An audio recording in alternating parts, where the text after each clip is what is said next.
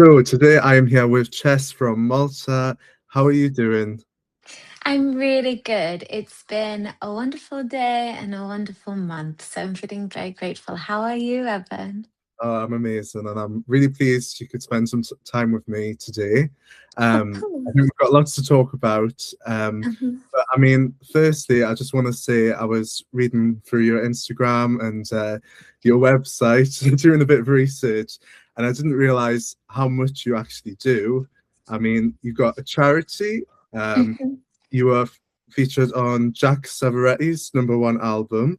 Mhm. You've also got a podcast. Yeah, she's busy. Yeah, you're so busy. I mean, and then of course you're an artist as well. How do you combine like working on all these different projects? Like, how do you balance it all? To be honest, I think it just shifts. The ratio shifts. So for me, relaxation isn't doing nothing. Relaxation for me is doing something like, funnily enough, I don't know, doing an activity. And for me, an activity, I get so passionate about whatever I'm doing. So whether that be learning an instrument or writing songs or investing my time and love into a charity, or I just feel so happy when I'm busy. And obviously, that can turn into something where I don't realize how much I'm doing and I do burn out. And that's obviously something I'm looking at. But the answer is I don't balance it. I just do. Yeah, I totally agree with you. Like, I love to just keep busy, and I've got loads of different hobbies as well. And do you think like being an artist, do you think like as some people I speak to say that like singing's their safe place or their haven? Would you say the same goes for you? I think there's so much to answer there. And that's a really good question because I'm sure you talk to a lot of artists and you listen to a lot of artists. Yeah. I feel I'll talk for myself, but obviously being around artists all the time, I can tell that this has been like a common theme is who we are on stage and who we are when we perform and who we are when we make our art is like that ultimate being like that we want to be. And when I'm on stage and when I'm singing, I feel like for those few minutes or that hour or whatever, how long the performance is, like I'm free. Yeah. I can't do anything wrong. No one can touch me, as in like no one can ruin my bubble and the love that I have for everything. And she's fearless. Like in real life, I'm an introvert. I'm scared of everyone and everything. But you put me on stage with my songs and I'm somehow, I don't know, a different person. So yes, and I think it's innate because I had that since I was a kid. Like every time I would sing or put the Spice Girls on, I just felt invincible and I just wanted to keep feeling that feeling. And I think the only way to do that is for me to perform. Yeah, I love that. I totally get that. Mm. So I mean, how did you like end up at Eurovision? Like, have you always watched Eurovision, or is it a new thing for you? In Malta, it's such a huge thing for everybody to watch, and it's like a Yeah, national holiday. Everybody's dedicated to it. And obviously, I grew up in Malta, and being a singer, a young singer, the default thing that people would say would be, "Oh, you should do Eurovision." yeah, And it was always in the back of my mind that I wanted to do it, but I don't know. I definitely wanted to do it, but I was waiting for the right opportunity because I'm such a sensitive being. yeah, I know that if I went when I was young, I would, if someone said something about my voice or the way I looked, that would have destroyed me for life. yeah, So I went through this like 15-year battle, like in the music industry. I've put myself out there. I've done like, all of the gigs. I've been all over the world, like of course I still care what people say about me, but it won't destroy me now. So that's why I did it now, because I felt like I'm secure in who I am. I know what I want to do. People may like it or may not, but it's not going to destroy me. So it took me a while to see how and what I wanted to do, but it was definitely a big thing growing up. Yeah. yeah. Because I mean, Eurovision at the moment accepts people 16 years and older. I think that rule is actually going to change next year, which is Okay. quite major. But I mean, we've seen in the past that younger people enter the competition and they just can't cope with the stress. I mean, it's a huge deal. Uh, Mm. Criticism, I think, can just take a huge toll on someone. I totally agree, and I'm so glad in a way that I waited, because even though, I wasn't the one who represents Malta this year, and I didn't get the barrage of all the influx of press and comments that Aidan has, which I'm sure is a challenge in itself. But even the small part that I did play, some comments that I saw weren't nice, and if I wasn't sure of myself, that would have really hurt. Yeah. Obviously, there were so many beautiful, amazing, supportive people, and that just literally made me feel like the luckiest girl in the world. But we always pay attention to negative comments, and I think you really have to be ready for that. And when you're young, like, no matter what you say, you're not ready. Yeah, it's so true. I mean, I never used to really read comments, but I mean, recently, with doing this sort of thing, Mhm. when I look at performances, like, I just like all of the mess ones, there's always negative comments, and you just think there's like no need, no need for. And it's so hard not to engage, Yeah, because you read something and you're like, it's totally not that. Like, you totally don't get it. And to not engage is just like, don't reply. They don't know what they're talking about, and that's fine.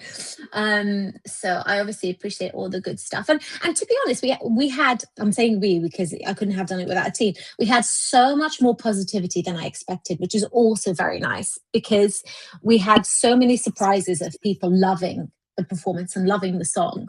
I kind of went in with like low expectations. yeah, I totally get that. So I mean, I think we should start from the beginning. Shout it out. How did the song come about? So I have a friend who I went to college with, and she's also an artist and she's a songwriter. And she had this concept of this song. Yeah. And she said to me, she said, "Would you consider ever going for Maltese Eurovision?" And I said to her, "Look, I would, but the song really really have to be into it. Like, it has to be really special, and I have to connect with it." And she was like, "Okay, I'm going to tell you the concept. I'm going to give you the ideas." And I was just like, I was vibing with it. And obviously, we made a few changes, added some Maltese stuff, like made sure it was like cohesive as a piece for all four of us writers. Yeah. Um, but it was like a funny moment where, like, I hadn't heard from Hannah in like 10 years. And then it was like just a message being like, "Hey, what do you think about this?" And so it feels kind of serendipitous, as in, like, obviously we were friends at college, but we lost touch. And then she thought of me for this concept. And I was like, well, cool. And why not? Let's try it. And we kind of just threw it into the ether, didn't expect it to be chosen. And then we were like, oh, we got a yes. What do we do now? Because both of us being artists, we've got no's for so long in our careers. You get no, no, no, no, no. And then we got a yes, and we're like, oh, what do we do? What happens now? So it was quite nice to get that together as well. Yeah, and I mean this year in particular, I would say was one of the toughest years for MESC because Do you think? the format, and they were accepting less and less every year. So I mean, well done, you got in. So Thank you. I'm so like, I don't know if you saw the reaction video that the PBS put out. That was such a genuine reaction, because I was sitting here with my dog and I screamed. I was like, sorry, what? Like, how? I was one of the underdogs, I guess. So that was really nice. But yeah, I agree. All the songs were really, really good. I was like, this is going to be tough. yeah, and I mean from two semi-finals to one as well. I mean, all of you in one semi-final, which is pretty tough in itself. Yeah. And what was it like actually like stepping onto that stage? Because I was doing a bit of research and I think about 260,000 people watched MESC in Malta. Did you feel any pressure? Funnily enough, no. I obviously wanted to do really well for all the team that we pulled together, because we did this on a shoestring budget. Like, we're not, we're dreamers. We got told last minute that we were in. We didn't expect to be in. We pulled loads of favors. It was a really like familial vibe. Like, I didn't want to let anyone down. But in that way, I felt strong because I knew that we could do it, because we had a good product, Yeah. as in a song and a good concept and a good whatever stage thing. So I wasn't nervous at all. And I think a lot of people didn't know this about me, but my actual job, like my day job, if you like, is I tour and I'm on stages pretty much every day, you know, for like in front of like 10,000, 12,000 people. Oh. So that concept in itself doesn't scare me. That's actually my most favored place to be. But I did feel pressure to make everybody proud, but I didn't feel nervous. No. All right, I'm glad because I couldn't tell. I just want to say, I remember watching. I just watched. I didn't listen to any of the songs from the start. Okay. Watched the semi-final, and Mm-hmm. first 5 seconds of your performance, I was hooked straight away. Oh, that's so nice. Thank I you. did not lose my attention throughout. That's very sweet. Thank you. I think a lot of people were confused by the song. They're like, why is it like 10 different things? And I'm like, why not? Yeah, exactly. You I know? loved it. It was so creative. I mean, Thank honestly, you. well done. And that stage show was one of the best of the night. So Thank you. you said about the budget, but I mean, I couldn't tell. A really high quality product. And I think I really appreciate that because I think, you know, in retrospect and objectively, I looked at it and I was like, am I proud of what we did on basically nothing compared to, you know, other people had a lot of money, which is, Yeah, you know, very, very good and a good investment for them. But like, if you put it side by side, I'm like, look, we did this ourselves and we did freaking good. Like, yeah, I'm proud of us. Doesn't matter what happens from now on. We pulled this off. Like, I don't even know how, but yes, thank you so much. I'm glad that it came off really well. yeah. I mean, honestly, I couldn't tell at all. I Thanks. would say like yours was right at the top in terms of Thank what we you. If expected. I told you like how it's like we literally had to pull all sorts of favors and strings and stuff, but I'm so grateful to everybody who just invested their time because they believed in the song and believed in me, which is crazy. But yeah, it was all done favors and please and thank yous and chocolates and hopes and dreams. And the rehearsals, did they all go to plan, or was there anything that went wrong? That's funny you ask because I live in London. And so I only arrived like a few days before the actual Oh, performance. So we were all rehearsing separately. So I was rehearsing in my living room, which is tiny. And then Natasha was rehearsing at home. Hannah was rehearsing at home. The dancers were rehearsing in a different country. And so we had like 2 days to put this together in the okay. same room. Wow. And it was very nerve wracking, including doing the costumes because I gave my measurements to the seamstress, but who knows if this costume is going to fit. So it was an adventure. So I wouldn't say it went to plan, but you know what? Now we look at it and it's funny. Now it's funny. Yeah, At the time, it was stressful. yeah. I was going to say actually, your costume was beautiful. Oh, Um, thank you. Behind it, was it just the mass team, or did you have a designer? I had a designer. She again, she's a very new designer, and she's very different, and I liked that about her. And I tried to have a a female team. I always try to work with women and promote women in every sense of the way. And her name is her brand is Flora Linen Faye. Mm. Um, and she's just a beginner designer from Malta, and it was a connection through the backing singer. And we just was like, please, can you help us do a costume? And she got so invested and so enthusiastic, and that's what I love, like enthusiastic people. So she was perfect. Yeah, because I mean, everything was on point. I mean, you were all, Yeah. color coordinated as well, which I love. Thank you. Was there a part of the performance you would say that was your favorite? Because I mean, you said 10 different things, but the song's like a mix of things. But the Mhm. performance has so many elements as well. It's like, were there any parts that you liked doing the most? I suppose. One thing that I was adamant that I wanted to do, and I told this to the choreographer, is I wanted that first sort of like tango-y, Spanish-y bit. I said, somehow I need a tango in there. Don't know how we're going to do it, but I need it. In my head, it exists. So even though it was just a couple of bars, it was just really nice to start off. Because the vision of that came from the Moulin Rouge movie. Yeah, That Roxanne bit. yeah. So we're like, we have to like really bring this in even for a few bars. So I'm glad we managed to do that. I must say, starting the song that way was really cool. Yeah, yeah. That, I was actually going to say that was my favorite part as well. So, Okay, good. High five. so rehearsals went okay, and you got Yeah, there, and your performance was amazing. thank you. And then, of course, we have the show. You're sat in the green room.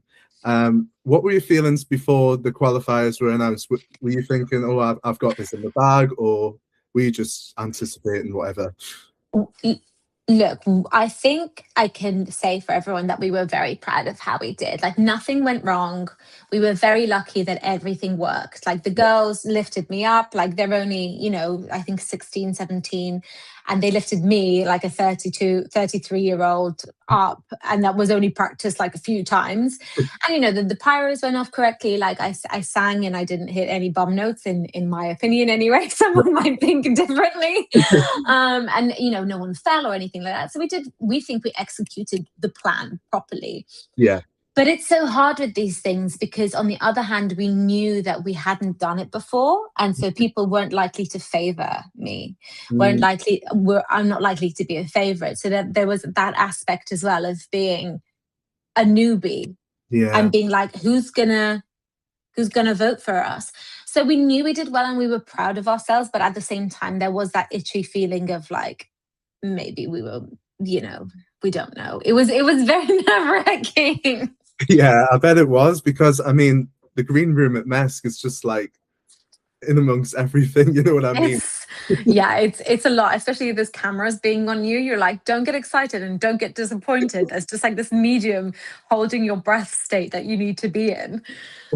Yeah, because the funny thing with Mesk is like there's returnees all the time. So I Yeah. think there was like 8 or 9 this year and Mm-hmm. faces. And I do agree that mostly they do favor the people they've seen before.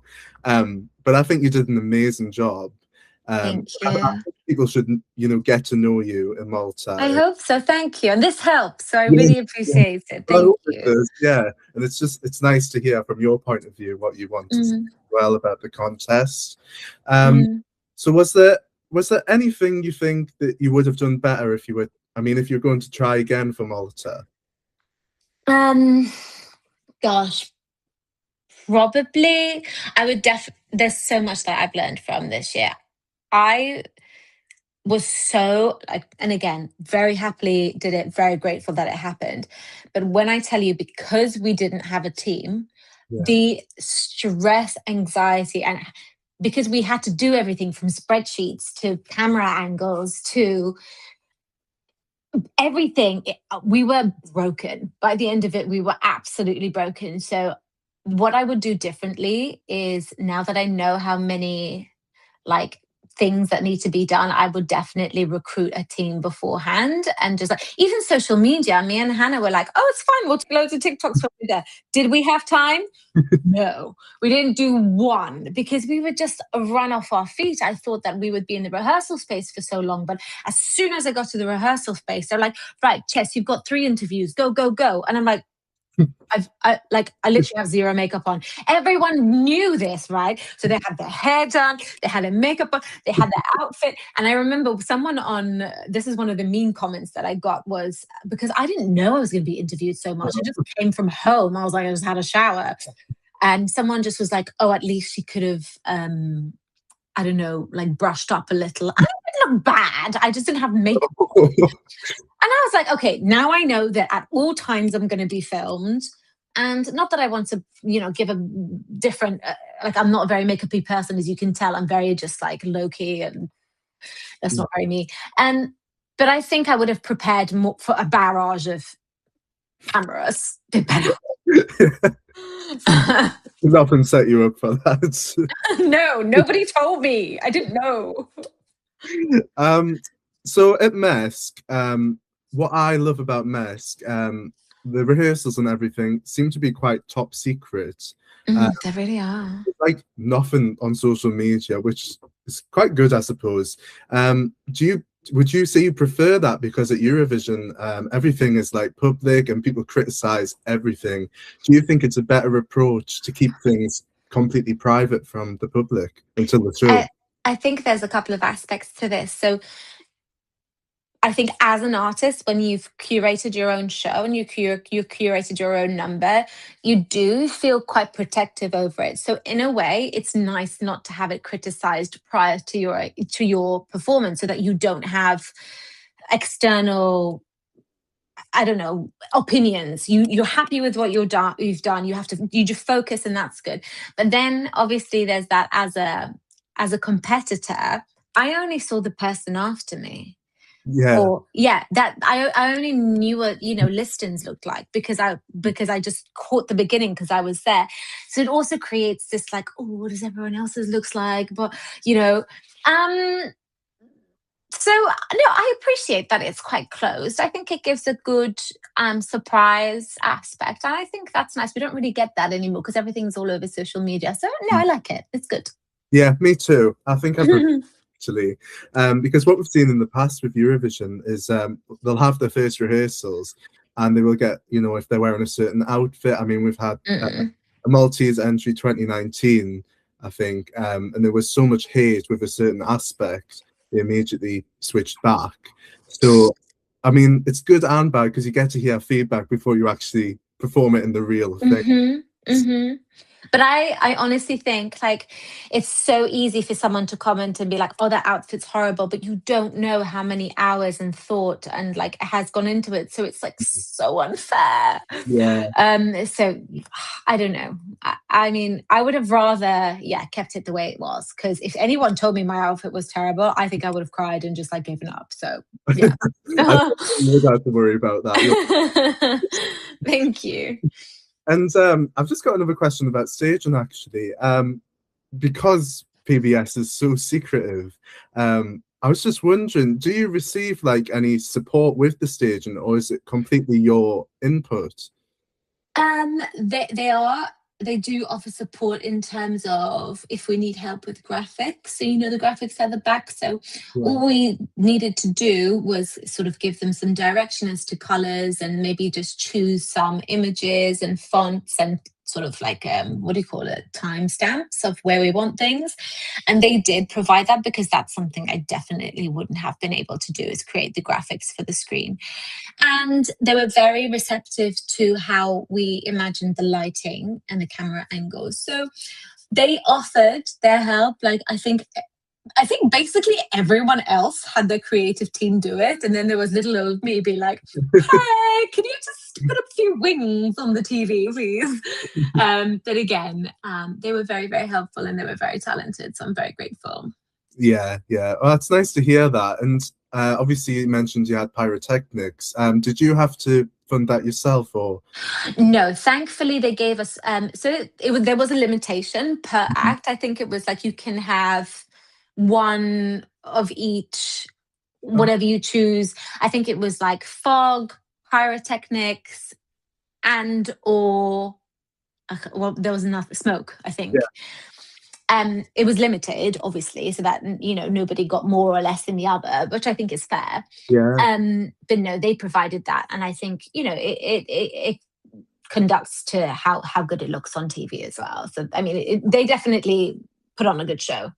Yeah, I'm glad you answered that, actually, because I've just been thinking for quite a while. Each performance had it, and I thought, wow, these people have money, they can afford this. Not me, babes. So you've answered a question that's been in my head for ages. No, and thankfully, because I think that would have made us look a lot, inverted commas, I don't know, worse, because we didn't have the budget, and it would seem unfair. Yeah. And I think there has to be a standard of everybody is allowed so much, and I think that's really good because it elevated our performance, and I'm very grateful that they did that for us as well. Yeah. And did you watch the final of Mesk? I watched it the day after. Do you know why? I'm telling you, I cannot express to you.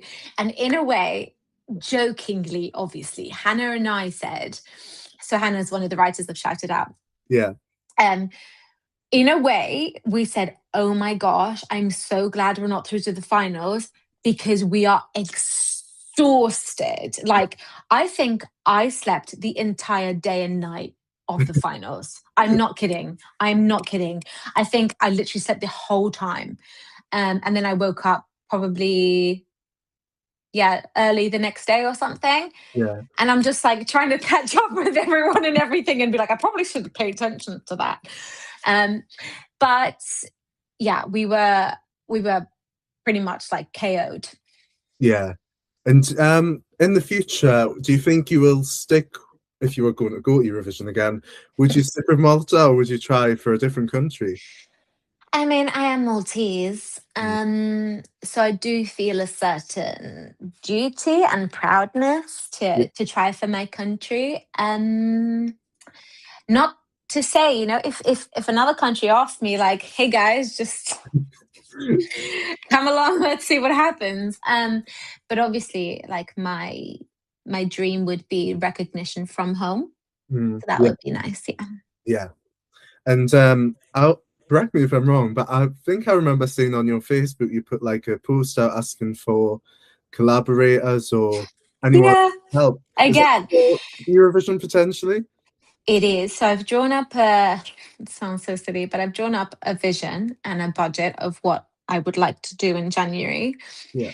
And look, I'm just a singer. Like I sing for my supper. That's how I earn my money. And it's just me. Like I don't have a team. It's been me for the last 17 years. We've done amazing things, me, myself, and I. We've toured the world. We've done albums, EPs.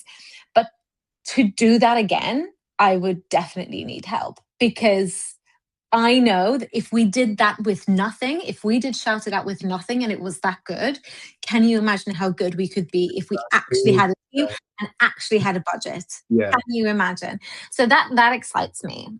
Yeah. So That's I am looking. that's really exciting actually. And I'm glad you're not gonna give up. I'm glad you're gonna keep. No. Yeah, because I want to see you again. I want to see Oh, you. that's so nice. I'm hoping so. Listen, it's all part of the plan. And I actually know what kind of song I want to do. And we've kind of started to talk about that as well. So it's just a numbers game for Yeah. me. We'll see. Yeah, because I mean, Mariana Conte, who won in 2025, she'd been in many times and not done as well. And then she's like an underdog. She's won. Yeah, she's So, done so well. I'm so happy for her. yeah, amazing, like villain arc success story. I'm with the underdogs. That's who I always vote for the underdogs. I'm always with the underdogs. That's my vibe. I love that. So do you have any Eurovision or Maltese Eurovision songs you like? Okay, I'll go recent and then very, very in the past. So my most recent favorite would be Maneskin. I love their winning song. I remember watching it that year and being like, that's my favorite. I love this one. Yeah. And then it won, and I was over the moon, and everyone was kind of confused, and I was like, no. Yeah. I loved it. So that was my most recent favorite. And I must say, my love and my attachment from Eurovision came from when Ira Losko did Seventh Wonder when I was little. And to me, she was this woman, this brunette woman, this Maltese woman who had gone and done so well, stolen the hearts of so many people, came second. And she actually I don't know how it happened, but she was able to receive letters from fans. So I wrote to her like 3 or 4 times and she wrote back. And I'm telling you, waiting for those letters when I was little from Ira Losko was like the best part of like those few months. She was so kind and so receptive to my dream. Of course, I told her, I want to be in Eurovision. I want to be a singer. I want to be like you. So I think that was my first like proper connection and love. And then most recently I'm just obsessed with that Maneskin song. I love that. Great. And Ira was like a bit of a legend in Malta, isn't she? Exactly. Yeah. And I love the other song, not Chameleon, Walk on Water.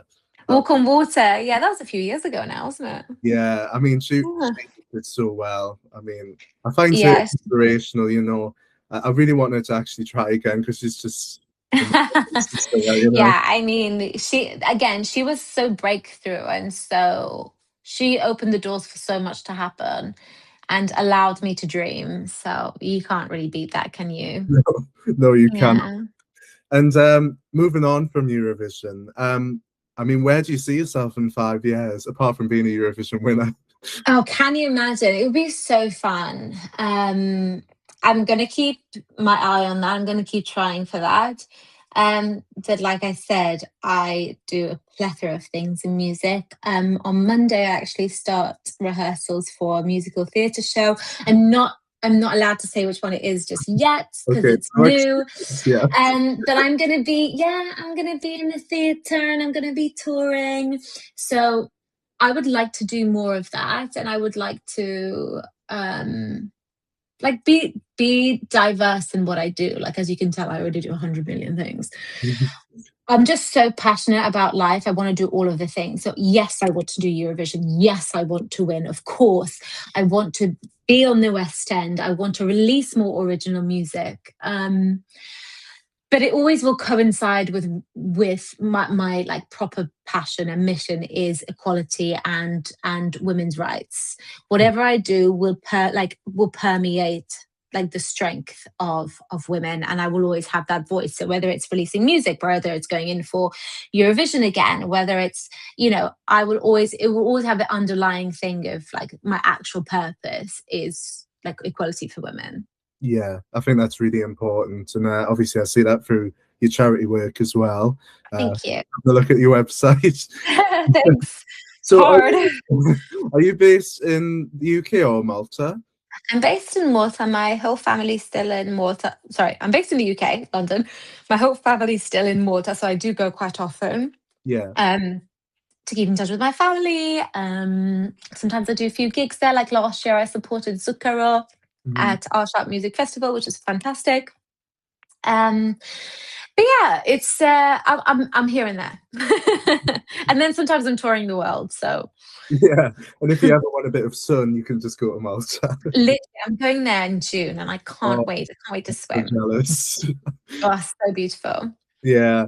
And then I was having a look at your music, and I listened to your latest single, shout out "A Diva and a Problem," which was Thank released you. in February. Do you have a favorite single that you've released? Because there's quite a lot on your Spotify. Thanks. You know, and there's a lot of that I've deleted. Oh, So really? there was even more.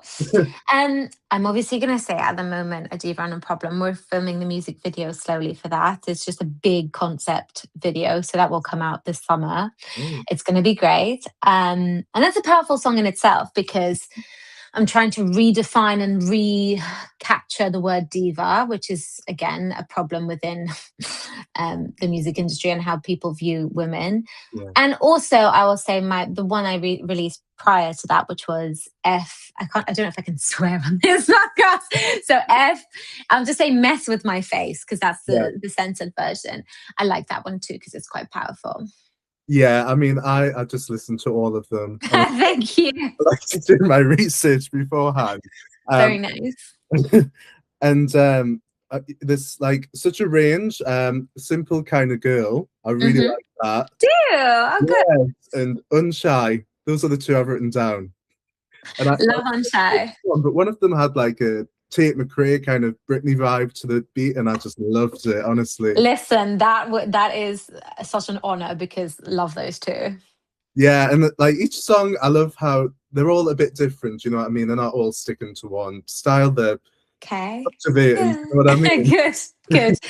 Yeah, I mean, I definitely think you can tell my influences by listening to my songs, and that's what I want. That's, you know, why I'm inspired. So. And any teasers on what your next single will be? Gosh, yeah. There is this song that I'm hoping to release this year that I've been working on for so long. I love it so much.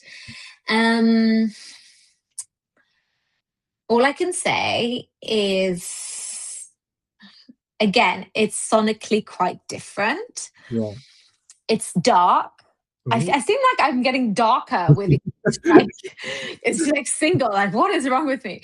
And it's darker. And yeah, I think it's surprising. I think it will surprise people, but I hope that you like it. But yeah, I'm still in the midst of like trying to finish it because it's, the producers are in Canada, I think, and we're in like opposite time zones. So I don't know what's happening, but we'll get there. Yeah. We'll look out for it, of course. Thank you. And if you were to collaborate with anyone, and is there any inspirations you would love to release a song with? Am I allowed to pick anyone? Yeah, anyone in the world. Oh gosh. I mean, not just because this is your Eurovision podcast, but I am obsessed with Loreen. Like, sis, Yeah. everything about you, like the whole thing. I want to make music with you. I want to sing with you. I want to do a video with you. Like, you are who I want to be when I grow up. We want that. Trust me, we want that too. Everyone wants that. But otherwise, oh gosh, there are so many, honestly, like alive and dead that I'd love to be involved with. I think I'm just very honored to be in the room with any talented person, but there are definitely people that I looked up to that I would absolutely like die if they asked. So yeah. Yeah, and do you think you'll stick to doing solo singles, or would you look to do like duets or more collaborations? Would be cool, but it just works on like alignment. Like I would definitely want to make sure that the content of the music is something that I believe in. But yeah, absolutely would love. I love collaborating. If people have a better idea than me, then please, like, yeah, absolutely, like, just yes, send it my way. I'm not precious like that, and I think collaborating is good because it makes you grow and learn more. I just think it needs to be aligned. But yes, I'm definitely up for it. And would you say, because I find it interesting, you're based in the UK, and then obviously you moving forwards. Do you think it's easier, starting up, getting started in the music industry in the UK, or do you think it makes no difference where you're based? I think it really depends because I'm so hard-headed. I moved here when I just turned 18. Wow. And I worked 4 jobs and I went to college at the same time. And I didn't have time to study like everybody else because I was going from job to job to job to job. I was foreign, so again, I had to pay things more, and like I didn't know the system of everything. I think it's hard when you move to a different country. If you move with your family and you have a support system like available, that could make it easier because London is such obviously the place to make music. Yeah. But when you're just like a mini 18-year-old girl who's never taken a train before and has like no money, you're like, maybe this wasn't smart. But I kept going. And yes, I went to the jam nights. I stayed up till 2 a.m. I spoke to people. I sang badly. I sang really well. I went again and again and again. I did gigs for rubbish money. I definitely think it's not for the like soft-hearted or whatever you say. Yeah, it's really hard. Like people at the Eurovision this year, they were like at MESC this year, they were like, oh my God, like, this is your full-time job. I'm like, you have no clue, honey, like how I made this my full-time job. I lived in my car, like stuff was real. So I think it's very rewarding. But no, I wouldn't say it was easier. I think you need determination wherever you start from. Yeah, that makes sense. Because I mean, everyone participating in MESC this year they were all from different like walks of life. Yeah, it's nice. Yeah, I mean, we've got like Aidan who's representing Malta with that, and he's tried many times, and he's like really built his music career out Malta now. He's had like sold out big shows. Yeah, very cool. Really like inspirational because he's worked his way up. I love that thing, the evolution. He really wanted it, so. Yeah, well done. Props to him. Honestly. Yeah.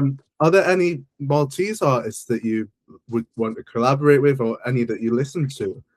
I mean, like I said, obviously doing a song with the era would like blow my mind. Yeah. Just because little me would be so happy and be like, this is unreal.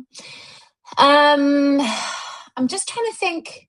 I mean, there are so many fantastic female vocalists. Like Brooke is a fantastic female vocalist. Oh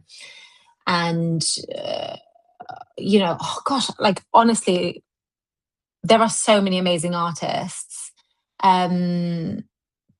But let's just go out on a limb and say, Ira, if you want to collab, babes, I'm available. Yes, Ira. If you're this, you know what to do. Get in touch. Yeah, I have an email.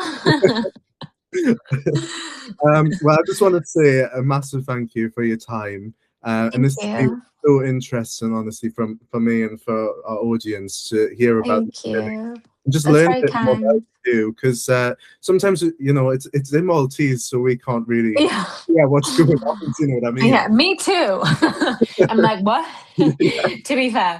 But no, I absolutely really appreciate it. Like I said, I only feel like this teeny tiny part of this massive thing. So I do really appreciate like at least a little bit of, you know, time and recognition. It means a lot. Thank you. Yeah, I'm just glad you said yes, and you know, everyone can learn a bit more about you and get excited for your next singles. Thank and you. Eurovision 2027. Who knows? Yeah, absolutely. I'm trying my best. Yes. So yeah, thank you so much for your time, Jess, and we will to your next single. Okay, thank you. I'm joined by the amazing Jessica Grech. How are you? I'm very good. How are you? Yes, I'm amazing, and thank you so much for taking the time to sit down with me today. What's the weather like in Malta? Oh, it's quite hot. I'm still wearing long sleeves because I sort of run cold as a person, but it's already getting quite hot.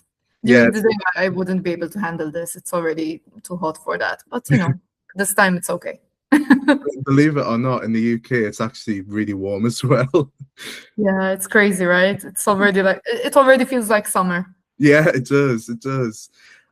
So, I mean, first of all, I just want to say I can't believe it's been 4 years since we saw you in Mesk. I know. Does it feel like it's been 4 years, or does it feel like just yesterday? In certain ways, it feels like it's been a very long time because since then, so many things have happened. But at the same time, I remember everything so clearly that it is like yesterday. So it's like a bit of both. And fortunately, you've kept us busy over the last few years. I tried my best.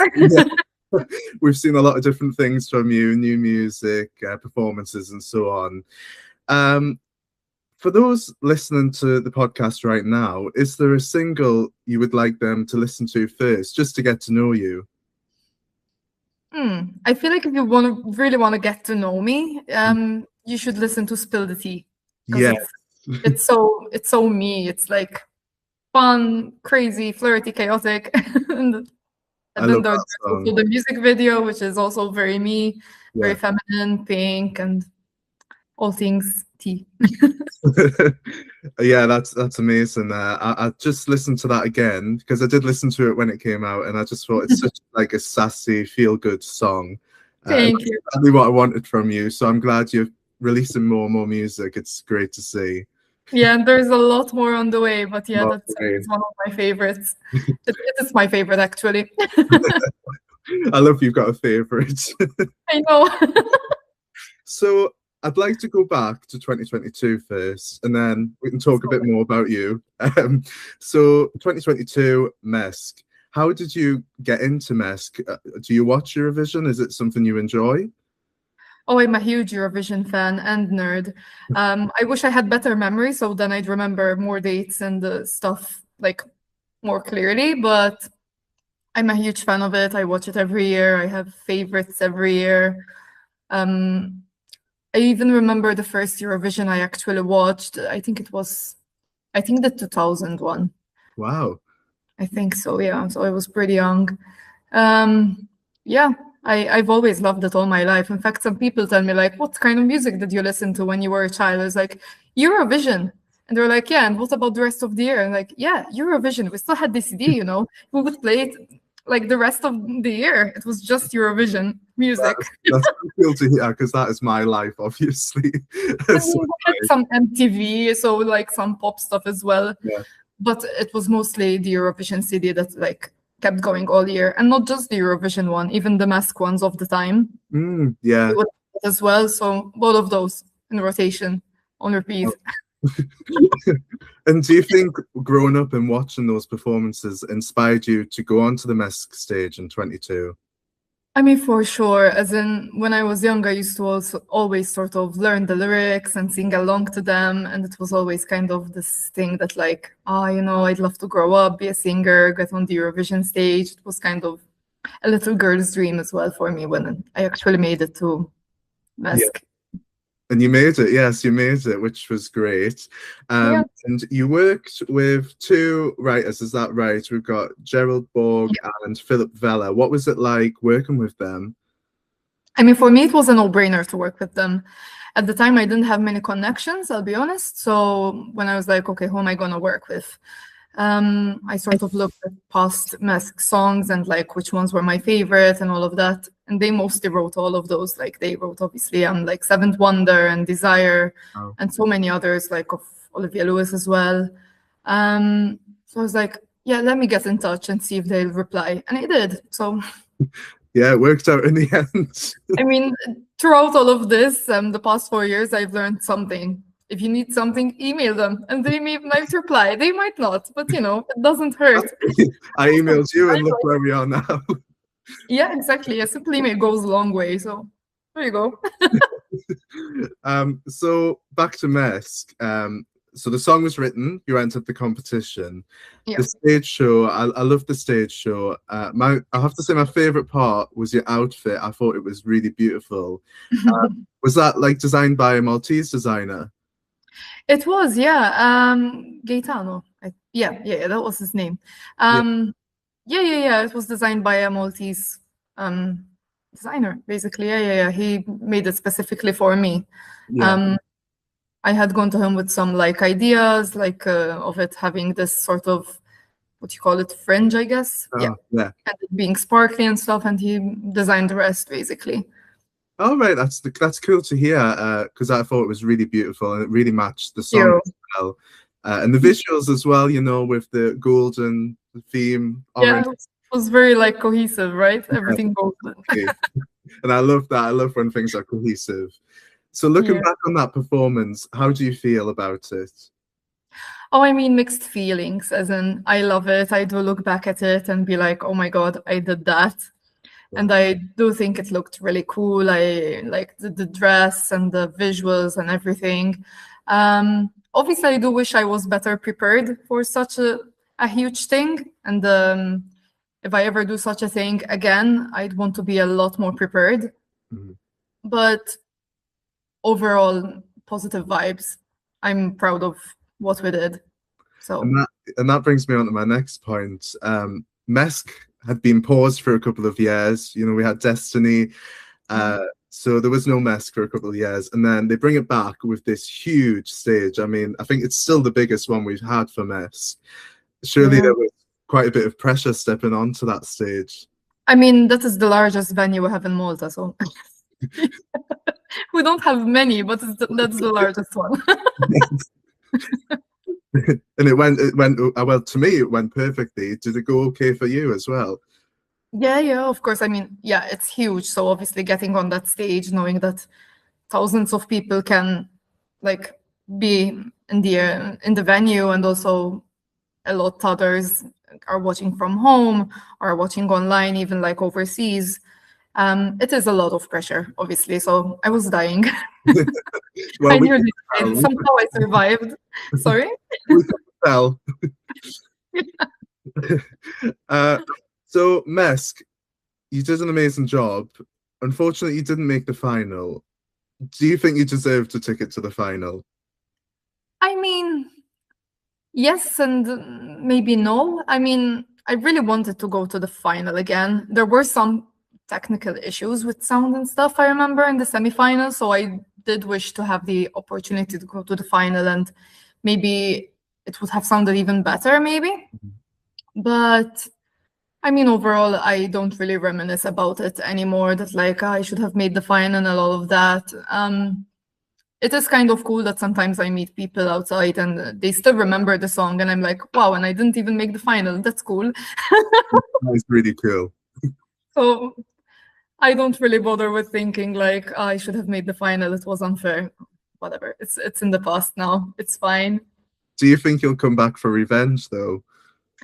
I do want to, yeah. With the right song, I definitely would. We would love to see you there. Thank you so much. I personally think you can win. So. Oh, okay. Thank you. Wow. With the perfect package, you can do it, I'm sure. Oh, that's so sweet. Thank you so much. It's nice to hear. And looking at the other acts, I mean, this year we had an amazing range of performances. Were there any favorites recently that you enjoyed from MESC? I'm not sure. I mean, I'm quite happy with Aiden this year, and also obviously Mariana last year was amazing. I think we picked the right winners, honestly. Yeah. I can't say anything against it at all. So, yeah, you're proud of your country's choices. Yeah. We chose well. Yes. So you mentioned sound issues and stuff in the semi-final. Were there any other, issues leading up to the performance? Any technical errors or things you had to fix beforehand, or did it go smoothly? Gosh, let me think. I know we're going back in time a bit here. Yeah. We're going back 4 years. Oh my God. Technical issues. I mean, looking back, I think with the in-ears and stuff, I would sort of think that if I went on such a big stage again, I'd remove at least one of them so I can hear better with like the actual sound that's going on. It's a little bit hard to sing with something stuck in your ear, if that makes any sense. Yeah. So if I ever do that again, I'm pretty sure I'd do it with just one in and the other one out. Yeah. It really changes the way that stuff can be heard, if that makes any sense. Yeah. We did have some issues with the outfit actually as well, that I remember. Like the last few days when it was finalized, it was a lot more risky. Especially around the crotch area. I remember putting it on, I was like, oh no, I'm not going on stage like that. That leaves nothing to the imagination. And they had to sew in a kind of extension, and I felt a lot better with it, obviously. I'm glad it got fixed in the end. Oh yeah, for sure. I would not have felt comfortable because it was a bit too revealing. It's not like the dress was very conservative already, so yeah, that's true. Would you have changed anything about that performance? Because to me, it looked perfect on screen. Not really. I think if I do something like that again, I'd focus more on like vocals rather than choreography, because I feel like dancing is not my strong suit. So I wouldn't want to force it, sort of, if that makes any sense next time. And I'd want it to be a lot more pink. Yeah, I could tell that pink's your favorite color. It is my favorite color. And not that I didn't know at the time, but as I've sort of branched out a little bit more in my music, I started to think like, who's me? Like, what is my sound and all of that? And I realized what a huge part of me pink is. I mean, I wrote a song about how much I love it, so. Yeah. So, like, looking back, I'm like, yeah, that looked cool, but it would have looked even cooler with some pink in it. I agree. For me, Yeah. It's good to have your identity on stage, yeah. Right, yes. So I think, looking back, I don't think you could have changed anything. I really think you did a really amazing job. And the song is so catchy. It's still in my head, now. I know, me too. And that MESC edition was so strong as well, I have to say. Yeah. It really stood out to me because I think that is such an earworm and it did deserve to go to the final, but never mind. Thank you. It's okay. So next time, if you try for Eurovision, do you think you'd perform a song of a similar genre, or would you go in a different direction? I mean, my music is definitely always pop and upbeat. So in that sense, yes. Aphrodisiac had a lot of like ethnic vibes in it, like sound-wise. That's why I loved it. Fair enough. I do like those kind of songs, to be fair, especially in Eurovision. So maybe a little like element of it I wouldn't mind, but sort of doesn't have to have that anymore. Like my current music is not exactly with that sort of ethnic elements as much anymore. It's more about like being fun and energetic. So which is aphrodisiac as well in a way. It is also fun and energetic. So those elements for sure.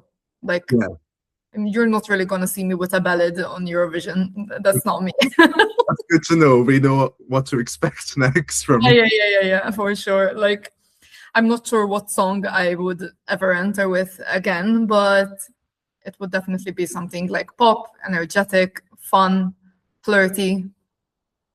Love that. Love that. That's what we want. Good. And I was talking with Chess, I don't know if you know her, who's also from Malta. Yeah, I saw. Yes, and she was lovely to speak to as well. It's really interesting hearing about the selection process. Do you think, you know, moving forwards, if you were to enter again, do you think it's more competitive? Because, I mean, there's only one semi-final now, and there seems to be fewer acts admitted to the final as well. Yeah. It's become more competitive and difficult, I would say. And yeah, you truly never know also what they're kind of looking for. Yeah, and there's so much talent here as well. There's a lot to compete with. So yeah, you truly never know. So yeah, it's not easy at all. But who knows? I can be quite persistent. Well, that's what we want, because I want to see you back at Nesk. So please come back, please. I'll keep it in mind. I said it, so. Would you ever consider trying for another country, or is it just Malta you're interested in? I think it's kind of public information that I once did try for San Marino. Oh, did you? Yeah. And some people had realized the Malta and did some article about it, so I'm not exactly saying a secret here. So yeah, I mean, I wouldn't really mind. I mean, it is the ultimate honor to represent your own country. Yeah. So I would rather sort of represent Malta and try out for Nesk. It is sort of my favorite thing to do in this case. Yeah, I get that. At the same time, I love Eurovision. Any opportunity is a great opportunity. So yeah, I would never say never, you know? Yeah, that's true. And I also quite like, I think most recently, PBS is investing more in the artists and the staging and everything, which I really love to see. I think that's why it would just be perfect to see you representing Malta, because I think they're really getting behind the acts now. Yeah, they are there for sure. I mean, in 2022, it was quite nice. Then there were some years where it was a bit less. I guess that's not new information to anyone, but recent years it's become great again. So yeah, I mean, it's quite strange. It's strange to look at, really, because some years it's like really high production, and then like 2024 when Sarah Benici won, it was like in the TV studio, and I was very confused by that. Yeah, it was very strange. We were all confused. I'm glad I'm not the only one. Yeah, no, you're not. It was something that it was talked about all around Malta, not just you. Well, at least they spent a lot of money on that performance, because there were so many fireworks and everything, so that was nice to see. Yeah, and I wanted to actually talk about your songwriting camp. I was having a little look. How did that all go? Amazing. It was great. Like, basically, I've been attending songwriting camps since 2023 now. I think a little after my Nesk participation, I started going to songwriting camps purely almost by mistake. Like, I had already started some songwriting on my own, but it's a bit different when you're like not as experienced at first, especially like the first few songs I wrote, they will never see the light of day. They are very bad. But I had worked with some guys online, and we had eventually released the song that they pitched me. It's called Anaconda. Maybe you've heard it. Yes, I've seen that, yes. And one of the writers of that song has his own songwriting camp in Ireland, and sort of I got to know about that camp through him. And he was like, it would be nice to have someone from Malta. And I went there and I started to go to camps. Yeah. And since then, I've gone to many around Europe. I've been to Norway, Croatia, the UK. And I love them. I always did. And I was like, you know, we're really missing this in Malta, this art of like writers coming together and producers and just collaborating. I know there's the one by PBS, but that is quite different and a little bit, I guess, more formal. Yeah. I wouldn't exactly know because I haven't been in it. But from what I hear and from what I sort of grasp from videos and stuff that I see online. And I was like, yeah, I want to get this on to Malta, you know, Yeah. and organize my own camp. I had made a few friends from songwriting camps abroad, and I was like, let me try to get some connections, tell them like, hey, would you be interested if I did one in Malta? And they were all like, yeah, we'd love to come to visit Malta. It's like sunny and beautiful and whatever. I was like, yeah, okay, cool. And anyway, we have this tradition in Malta that every summer a group of friends would rent out a farmhouse in Gozo. All right. Yeah. Spend the whole day in the pool and the whole night having a barbecue and drinking a lot of alcohol. Alcohol is big in Malta. Yeah. So I was like, I wanted to get that sort of tradition of like what people like to do in summer in Malta in general, but add music to it. So kind of what we did was by day we wrote songs, and in the evening we drank a lot of alcohol. I love that. Yeah, during the day I'm fully sort of encouraged that if anyone ever needs a break and wants to take a dip into the pool, maybe there you'll get a bit more inspiration. You are absolutely welcome to. And I did. Some of them did, actually. They took a dip in the pool, toweled themselves dry, and went back to writing. It does get very hot in Malta, so, you know, it's good to cool off a little bit. And it was really, really fun. Yeah, like some people fully did that. Like they would take a break in the middle of a session, go have a dip, or like maybe after lunch or something, and then go back to writing. And it was lovely. Perfect. That's the perfect idea, because unfortunately, in recent years, there has been some criticism with regard to songwriting camps at Eurovision, especially, you know, some of the ones in Sweden and so on, because some people feel the songs are a bit, you know, false or manufactured. Yeah, however, what I do have to say about that is that what I try to do in my camp and that I've noticed in other camps that I've been to that I like is that it's very important to have the artist in the room as well. Not like write with no one specifically in mind and be like, I don't know, let's write a Eurovision song with no one in mind. But sort of there would be an artist in the room and you'd get to know like what her genre is, what her vibe, what her energy, what her emotions are or his emotions on that day, and write about that specifically and have the song be very much what the artist's identity is. Yeah. And that makes it a little bit less songwriting camp in the way that we sort of criticize it online. Because yeah, I've heard of that before, and I fully agree with that, by the way. Because when I've heard of those kind of songs being written at a camp and then being pitched here and there, and sometimes it does work, to be fair. Yeah, that's true. Yeah. One song that comes to mind is Cleopatra. Oh yes. Yeah. I even met one of the writers, and I worked with him on Better in Pink, in fact. Yeah.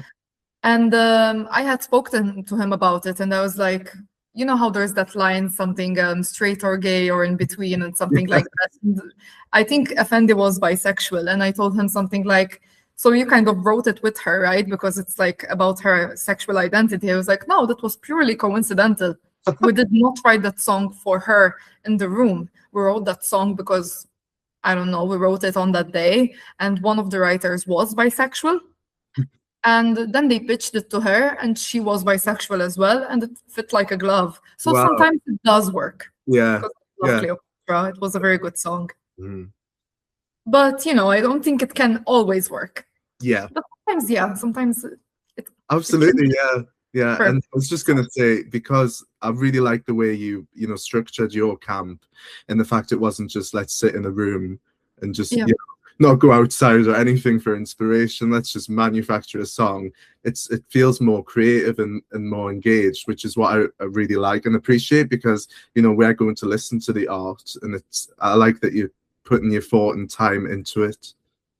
Yeah, for sure. I mean, it was lovely having even the artist there, and for me, it wasn't about like, oh my God, let's get the most successful artists and let's make sure the song is a hit, for example. Not really. Let's make sure that this artist finds their sound and has a song that they are proud of and that they would be happy to release. None of them are released yet, but I know some of them are because I've heard like some new versions of them. So something will be out eventually, at least 2 of them, hopefully more. Yeah. because there's a lot of good potential, but obviously ultimately it depends a lot on the artist. So that is always a little bit of a gamble. You never know what's going to happen with songs that are written at camps, but honestly, it's so much fun to be in camps and write and all be together that ultimately it doesn't really matter what happens and what not. What matters to me is that we had fun doing them. Hopefully something good comes out of them. Hopefully we do get releases, but if we don't, you know what, we had a very nice week. Absolutely, yes, because some of these you? people just walk in and, you know, today we're going to make a Eurovision song, today we're going to make a #1 hit, and that's not the right mindset, is it? Not at all. No. I don't do that anymore. Lately, like whenever I've been to camps myself, even like abroad, I don't go in there and being like, let's write a Eurovision song. No, let's write a song that I like, that I would be happy to sing and, you know, have it like represent who I am. Mm-hmm. If it's Eurovision friendly, good. If it's not, fine.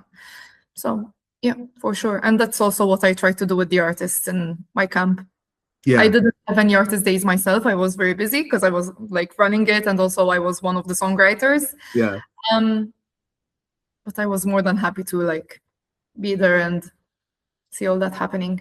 That's really nice to hear. I'm glad I've learned a bit more about the songwriting camp, and I hope you do some more because it sounds like a really good creative process. Yeah, I do plan to do it again this year. Actually, I just need to get the ball rolling because there's a lot to plan. I'm sure of it. Yeah. Well done, though. It looked great on your Instagram. I was looking at some pictures, and I thought. Thank you. So you just want a Eurovision song for yourself to just come naturally, I suppose. Do you envisage it would be like in the next 5 years you'd try again, or is it just a thing if it happens, it happens? You know what I mean? Yeah, I mean, ideally, yes, in the next 5 years, because the more energy I have, the better, I guess. Although I do believe it's never too late in these kind of things. But I guess we'll see, you know, as it goes, and what kind of songs I'll write for myself. And see what happens. Yes, we will keep watching you. But for sure, I'll keep on releasing music, whether it's Eurovision or not. Yeah. Yeah. Do you have like any Eurovision favorites? Any songs that you really love or are inspired by? In general? Yeah, just in general. My gosh, there are so many. I don't know. This will probably sound weird coming from me, but like one of my favorites are Måneskin, even though it's very rock and very different from who I am and my style. I love them. I even went to see them live, in fact, 2 years ago. Actually, 3 years ago now. Time flies, doesn't it? But then I love all the like poppy songs. Obviously, Fuego is my jam and forever will be. Yeah. I love Soldi from Italy as well. Gosh, there's so many. I love the Roop a lot. Oh yes, yeah. I'm loving the variety. Sorry? I love the variety of the songs you've chosen. Yeah, like I love the what is it called? Barabada Bastu. I was gonna say the Sauna song, but I was like, no, there's the name of that song. It's not that song. Like I love that so much. It's like, I don't know, my guilty pleasure. Yeah. I love it. Love that. And I'm glad I'm sitting with a Eurovision fan because it feels like you understand where I'm coming from more as well. So will you be watching this year and cheering Aidan on? 100%. Yes. I'm so excited. I can't believe it's like in 2 weeks. Oh my god. I know. Really. And the staging sounds amazing. I don't know if you've seen, but apparently it's going to be mind-blowing. So I can't wait to see what he's got for us. I haven't seen the stage yet. No. Oh my god. I actually decided not to watch any rehearsals this year because I really want to be surprised. I wish I could do that. I can't help myself. I know. But like in recent years, I had been watching the rehearsals, and then when I see the thing like on the night, I'm like, yeah, I saw this. So like, I want to be surprised. Yeah, I know. Obviously, I've heard all the songs. I have my favorites. I've played them countless times. So yeah. Why don't you tell us your favorites? Your top 3. Like my biggest favorite is Valleria. I just love it. That's my winner. Really? Yours too? Yeah. it's definitely my winner. I really, really hope they do well. I would be so happy if they actually win. Yes. I'm not sure if they have a chance or not. I haven't looked at the odds and stuff that much. So. Sad to hear. But it's my favorite. I also really, really like Cyprus. Yes, me too. I love it. Such a vibe. I think those are like my two favorites, like my biggest favorites. Then there's guilty pleasures like Greece. Oh my god, that's so fun. Like it's so it's so fun. Our tastes are very similar because those are my two favorites. I love it. Oh. I love the like ethnic vibe as well in the Bangaranga. They really sort of, I don't know, they really have like the identity of the country and of the artist put together so well. I love songs like that with a bit of culture. Yeah. And also I have to say I really like Germany. First I started to like it kind of, in an ironic way because it's very like, theme and stuff. But now I've started to like it a lot. And I'm like, oh, did this happen? I know I felt ashamed for liking it because I know the lyrics are a bit, but it's so good. I don't know. It's not in my head, and I can't deny it. I like it. We both love catchy songs. So catchy, yeah. I mean, okay. Some of the lyrics are a bit, A bit simple, yeah. Yeah, kind of simple, but they work. They're fun. So I really hope we do see you in Eurovision again. But let's go back to your music, your career. So you've got new releases lined up for 2026, I take, or no? I do. I actually have a lot of plans for this year. Oh. I'm actually gonna do a whole rebrand. Oh wow, that sounds like interesting. Yeah, this is not actual public information at all, but I'm happy to share with you. An exclusive, thank you. Right, so I've been through some major life changes in the past couple of months. So I will have my surname legally changed. Oh. And therefore I will want to change my artist name as well. Yeah. That is still being discussed. So I'm not sure what the artist name is going to be yet. There's a couple of like potential options that I'm discussing with my team. Actually, I'm getting a new team. So that's great. Wow. Yeah. And with that, I'm also working on finalizing a song that is pretty much describing what I've been through in a way. And basically last November, I was at a songwriting camp. Yeah. And I wrote a song with two amazing people. One of them has been my friend for quite a long time now through camps. And the other one I had just met and we just clicked instantly. And basically I was feeling a lot of emotions that day. And I was like, I don't want to write the song about this yet. I don't feel ready yet. It's like these emotions are there right on the surface. So I can't not write about it. Yeah. So even though it kind of hurt, I was like, we have to do it. So I wrote that song that day. And basically, since it is kind of about all this and it really ties to my reason for changing my name and basically my brand name, my artist name, I will be sort of releasing that later this year together with the new name, basically. So it's coming sometime this year. I can't say exactly when because not even I know.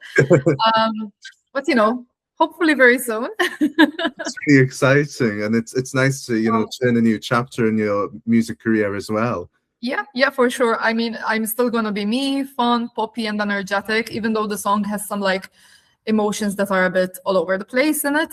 Overall, it's still a very fun song. And also other songs that I have lined up are also in the same kind of genre. But yeah, I think it's my identity even more than before. I love that. We get to see more of you, which is what we want. And as an artist, it's nice to, see you, the real you, which is thank you. Society. That's what we all want to see. So the new single is going to come out later this year. Will there be a music video maybe? I am not sure yet. I'll be honest. it is something that I've thought about, Yeah. but I'm not sure yet, so I don't know. Okay. Okay. Hopefully, yes, I love the there's music. a lot to figure out. Yes. We will stay tuned, and I just want to say thank you so much for sitting down and chatting with me today. It's been amazing. Thank you for having me. It's been really fun. And it's lovely for everyone to hear from you. You know, it's been a little while since MESC, so just a nice update of your life and everything that's going on as well. It's lovely. Yeah, thank you so much. It's been really nice being here, talking to you, and like reminiscing about MESC. Has been 4 years. Oh my God.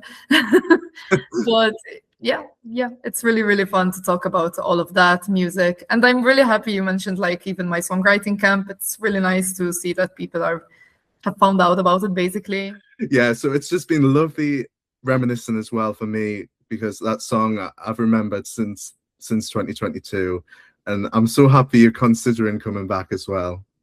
Yeah, thank you so much. That is obviously very nice to hear. Like I'm still obviously doing music and releasing stuff, but it's always nice to hear that people actually want to listen more, you know?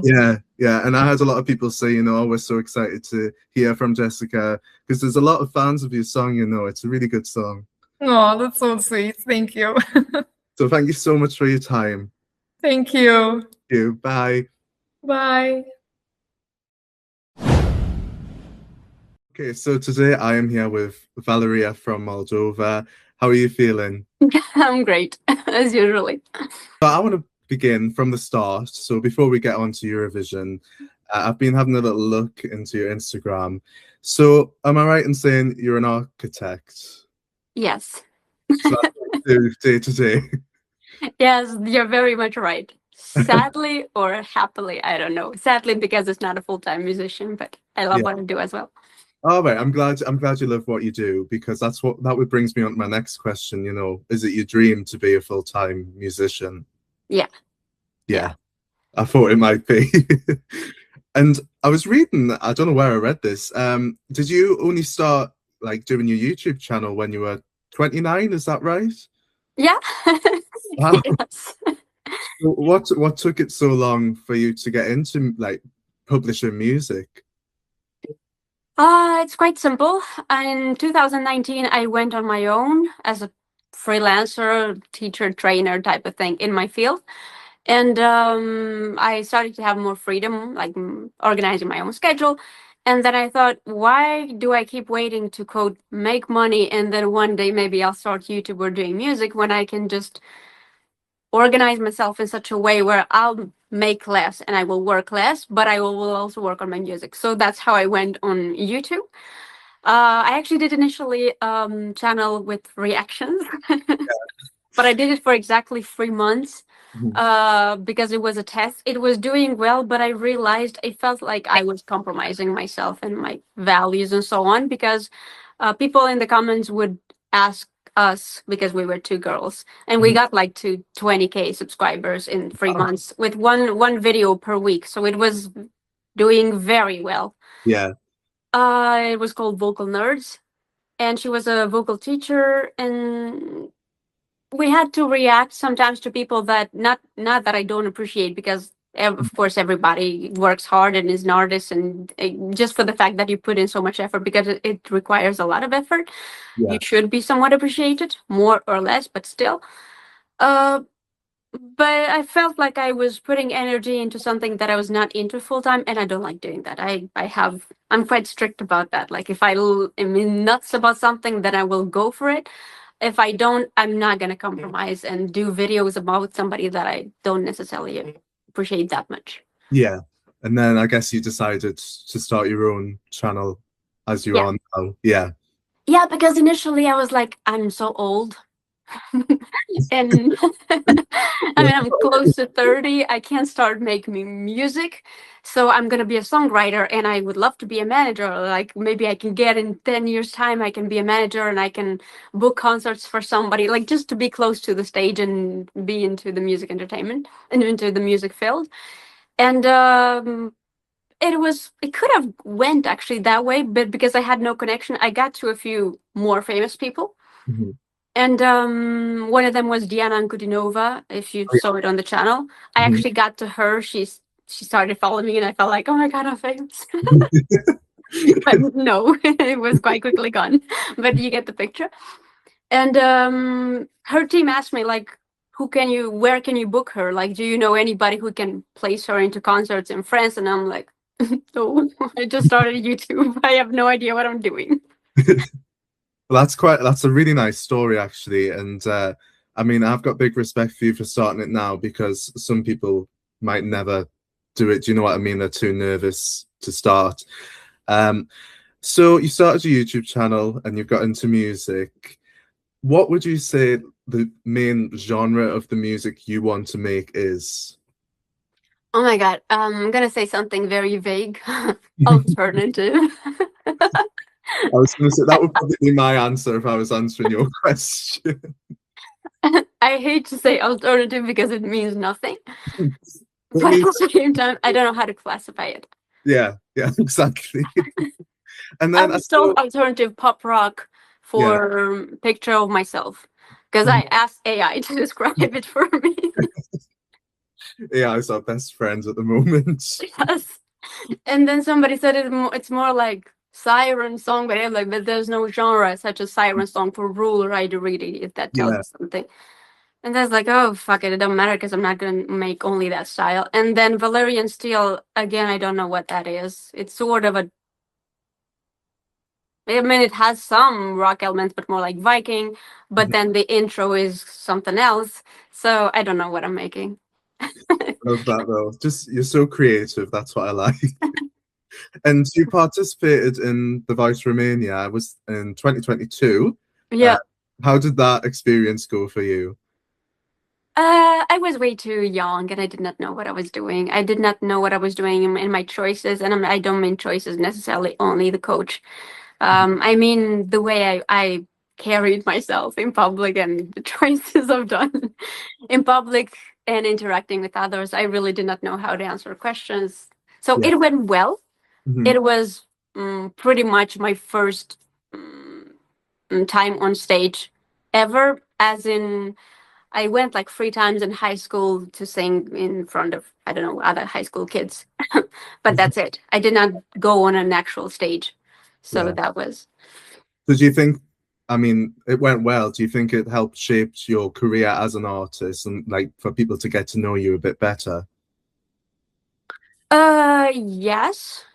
It does help to say, look, I've been on The Voice, and 4 people turned around because there's something in my voice. It adds some credibility, but at the same time, because I have almost no experience with stages compared to other people who do it at least on a weekly basis or monthly basis. It at the moment, which is why I'm like, I shut up for now, shut down, not shut up. Well, both. The first experience on stage, I was not at my best vocal at all. Then it's righty, I got a cold. I could not perform. I still was like, I did not work this hard, and then blew it off. So I'm going to go on stage so people remember, oh, she couldn't sing on The Voice. She couldn't sing here. And then picture of myself, I was disqualified. And then I went to San Marino, and San Marino, they cut the instrumental midway through, and I sang a cappella, and people thought it was on purpose. So I didn't know that. Wow. So I was like, oh my God, when I'm gonna have the chance to actually sing well? Yeah. And then with this year, I was like, maybe this time on the arena, everything will go right. But then maybe there was part of the mixing, but I also know I was quite nervous to get down from the stage because I had big shoes. Yeah. And I could feel my did not tie my skirt properly. And a few times I felt on the stairs like I'm walking on it. I'm like, oh my God, if right now I'm flying. Really bad. It's gonna be performance after performance that is bad.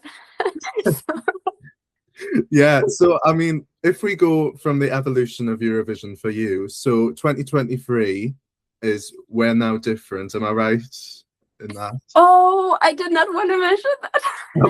I'm sorry, I had to do my research. Okay.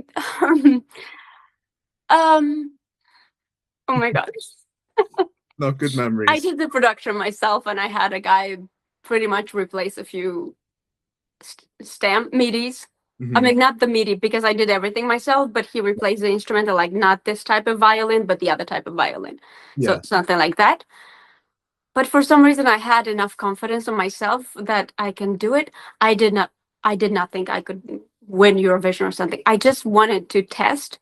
What I did not realize back then, and it was my sister who told me this year, you gotta stop doing tests. You gotta have to put something good, and then when you have the right chance to perform it, you do it. But you don't just do tests for Eurovision, because somebody, if like you right now, if somebody goes for your performances, they're gonna be like, does she ever have something good live? Or Well, actually, I really like it because I can see your progression each year. I mean, you can't deny you are getting like so much better, and I don't mean that as an insult. I mean, you're getting more confident on stage. Do you know what I mean?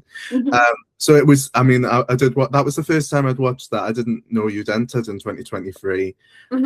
Obviously, you didn't make it to the final, but I think it was a great learning curve for you, because I think it's given you confidence to go back to the auditions, because I think it's scary to to go. I know it's a small stage, but it's still scary, isn't it? Yeah, it is. Especially because they go on television. I mean, but I'm glad they got that this year. And San Marino, you've already mentioned. Do you think you would ever try that again? Oh yeah. You would? Yes. Okay, so San Marino has a special place in my heart because one of my closest friends is there. I mean, like 40 minutes away from it. She's my cousin. I also did therapy with her. And also, after I sang in San Marino, the organizers, they liked me so much, so they invited me to San Remo, the festival, later. So that's how I got to sing there. And the guy knows it. I don't think he will watch ever this interview, but because he's not a stalker of mine. But if he ever sees this, he knows this. He offered me a contract later, like to sign it with him. Yes, he has a small label. But because I'm not sure exactly how I will approach my career later on, like I don't want to fix it and be like it's fixated, like it's in Italy or something.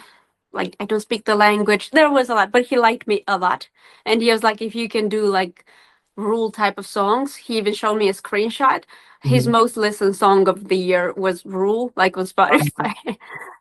And for me, that was like, okay, this is a guy who works with celebrities. He organizes shows and he organizes Eurovision for Italy as well. It's the same organizer. And he has got a lot of contacts. He got me to meet Laura Pausini, if that tells you. Yeah, wow. Laura Pausini is composer. I mean, producer, sorry. Yeah. So that guy also checked my work, and like I had some contacts, but it was in Italy, and I had to make the choice. And to be honest, I'm not ready to just spend all of my money going to Italy back and forth for every event, especially that I don't speak the language. And I feel like Italy is more happy in music wise, and I'm a little bit more dark. And you are, but that's why we love you. Yeah. Yeah. So, but I would definitely try, because I'm supposed to do at some point a duo with one of his guys that signed with him. We already thought of a concept. It's not still a song, but we thought about it.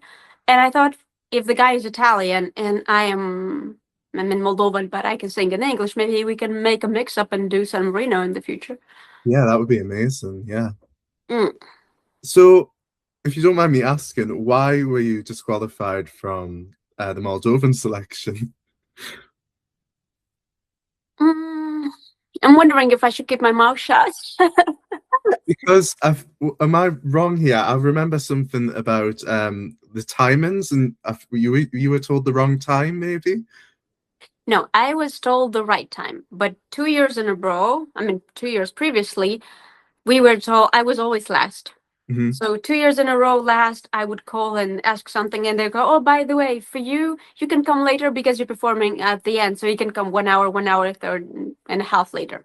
Yeah. So the third year, I also see the time, but I'm thinking the 2 years in a row, and I'm also singing pretty much last or second to last. Yeah. I will just go 15 minutes later. I was talking to my sister on the bed, like we were not pressured, and we were like 13 minutes away by drive 30 minutes away drive from the location. So I was really close. So I went on purpose like that. Yeah. And 15 minutes later, I was disqualified. Even if I would have sang like 2 hours later and I was ready and everything. But yeah. That's so sad though, because we would have liked to have seen you on the stage, but never mind, because you came back, so it doesn't really matter now, does it? But I mean, I went to San Marino and I made the contacts, and it gave me more confidence, because I think if I had sang that year, and they most likely would have canceled Eurovision, because I think that was their plan. They would have canceled Eurovision participation. I would have had nothing in return, so at least I went somewhere else. Yeah, that's true. It's actually a positive way of looking at it. Yeah. I totally agree with you. So this year, obviously, things changed quite a lot, and it was in the massive newly built arena. And the auditions weren't shown to the public for the first time in a long time. How did your audition go? Because we didn't see it. I assume it went really well. It was okay, but I tend to be pessimistic in general, so everything is mid to me, or okay, or I'm a perfectionist. It was okay, meaning there were 2 judges. There was Roman Burlaka, which is the producer of Satoshi, and there was Sergei Orlov, which is I guess the godfather of Moldovan music entertainment, something like that. He's like the older generation. He was in touch with a lot of the more mature artists in Moldova. There were these 2, so Sergei did not like my song. Oh. He was like, it's too dark and we want something positive. And Roman was like, I love it, because like, So catchy. Yeah, and he started nitpicking my production, like, I don't know, the snares, maybe this, maybe something is missing. And I know, actually, I agree with him that something was missing. It was quite of a rushed song. I think it's one that I did the most rushed, or maybe I'm not sure. And Roman said that I will qualify those who have already a vision for the stage as well. Like, that will be a big point. Yeah. Because you have like a few weeks, and those who don't have a vision for the stage, even if your song is sort of okay-ish, if you don't have a vision, that you're out. I think that's fair enough. It was quite obvious to us as fans that this year more than ever they were prioritizing the performances. I mean, obviously you had the huge stairs and amazing outfits, so it was quite obvious. Do you want to know what was supposed to be behind the huge stairs? Yeah, go on. A continuation of stairs and lots of people walking on it. Oh. But I can send you the screenshot for this video where I call like 3 days before the show. Yeah. My computer was showing me 10 hours rendering for a scene. Oh. So I had to use AI to generate all sorts of images in like 1 day and a half. Yeah. So that was how my visuals were done. Yes, please. Instead of the entire thing, this entire storyline, the reason I made the stairs for, everything was like cancelled. Oh, that's such a shame, because that makes a lot of sense, actually, the continuation. Oh. And do you think it was the right move not broadcasting the auditions this year? Why not? I mean, I think they could have broadcasted at least 30 seconds from each each contestant, so it makes it more fair for those who didn't qualify. Yeah, like if I didn't qualify, I would have been pissed. Exactly, and it would have been like a nice bit of publicity for them to post anyways, like, oh, here's me on stage, do you know what I mean? Yeah. Well, anyways, we'll move on to the show itself. And what I really like about you is I've never seen anyone do this before, but you actually published like an Instagram reel with the detailed costs of your participation, and I have huge respect for you doing that, because a lot of the fans of my channel, we love behind the scenes. Yeah. I really get to see that part of it, so I thought you are perfect to interview. So 5,000 euros, was it worth it? Oh, it's hard to say. I would say yes, because for the experience, that is for sure. But it's hard to say because um a week before our performance, we had to confirm the special effects that we would use. For some reason, a week before, I was so demotivated because I was like, oh my god. At that time, I did not know I would not have the stairs and all the story, so I did everything. And I did, because I use a rendering, because I'm an architect, so I have a rendering, real time, whatever kind of tool. And I set up everything for 2 weeks, and I modeled and 3D modeled and special effects and night and day and whatever to match the outfits and everything. And I would send the dancer was excited because I would send in the Telegram group like, guys, I did this today. I did this today. I don't know why I did not think about rendering times and rendering. My computer here in Paris is very high performance, while the one in Moldova is like half. Right. Yeah. I did not think it through, and I was left with AI generated visuals. I still think it looks really impressive. I mean, if I was going to watch the show again, regardless of the song, because your song was my favorite of the night. Yeah. Your performance really stands out. I think that the whole thing is so polished, and you really thought about the concept. So huge respect for that. Thank you. Do you think, looking back, I mean, there were some comments about like the mixing, and I also thought, you know, have they done you a disservice? Because sometimes you were a little bit quieter, and sometimes the backing vocals were really loud. Was that intentional or not? No. No. I think it would be. The backing vocals were almost never heard during the rehearsals. Yeah. And then suddenly when I was singing, I would hear them myself, because during rehearsals, especially in the beginning, there were times when I was like, are you sure, guys, that you can hear the backing vocals? Because I hear nothing. Yeah. And then the day, not even in the morning, but in the evening, like right in the concert, in the middle of the concert, I hear the backing vocals loud, and I'm like, no, why? I know, because they're like really loud in the chorus. Yes. So I'm glad they weren't on purpose. And yeah, but it's okay. And then it to be honest, I can't say they did a disservice, because we did not have, I guess, time.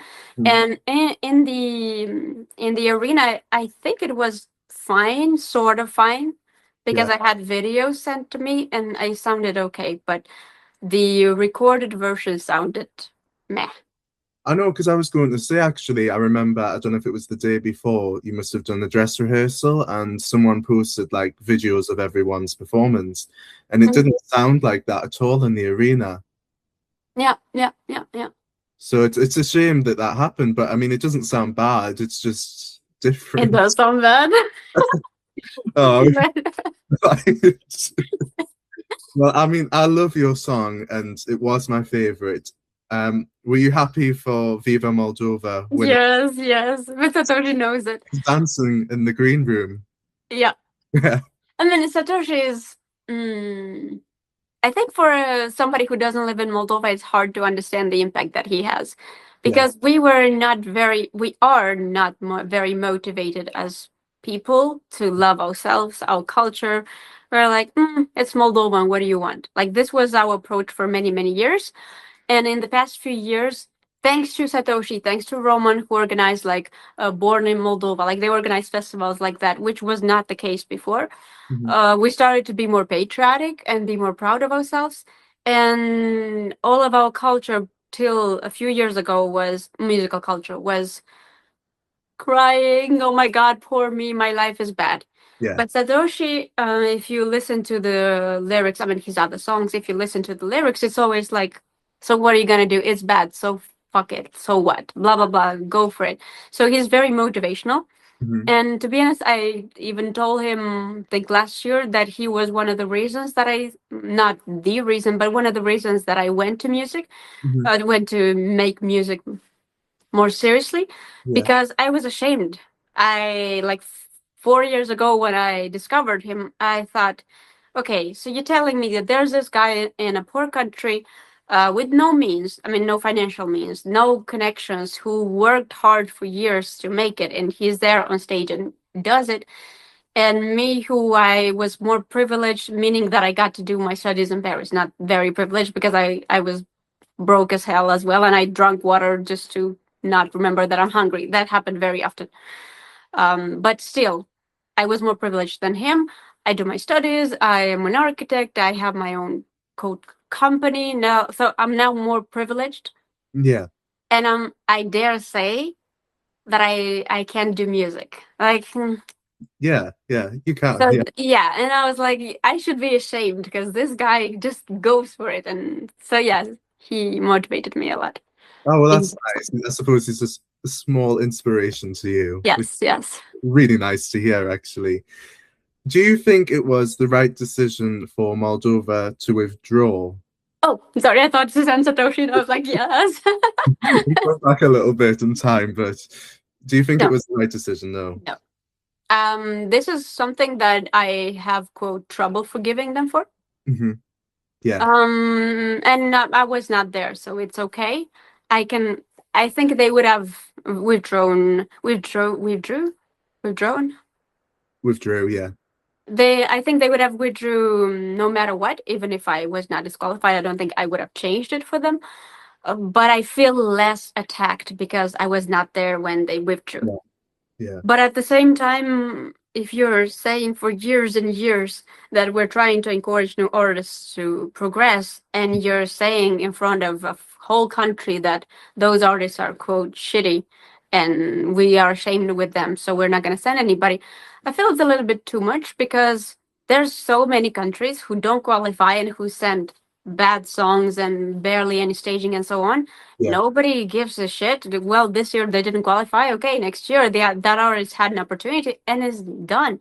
Especially in the case of Moldova, we are covering everything ourselves. Like every cost is us. I mean, if they want to help, okay, but if not, they were not supposed to contribute.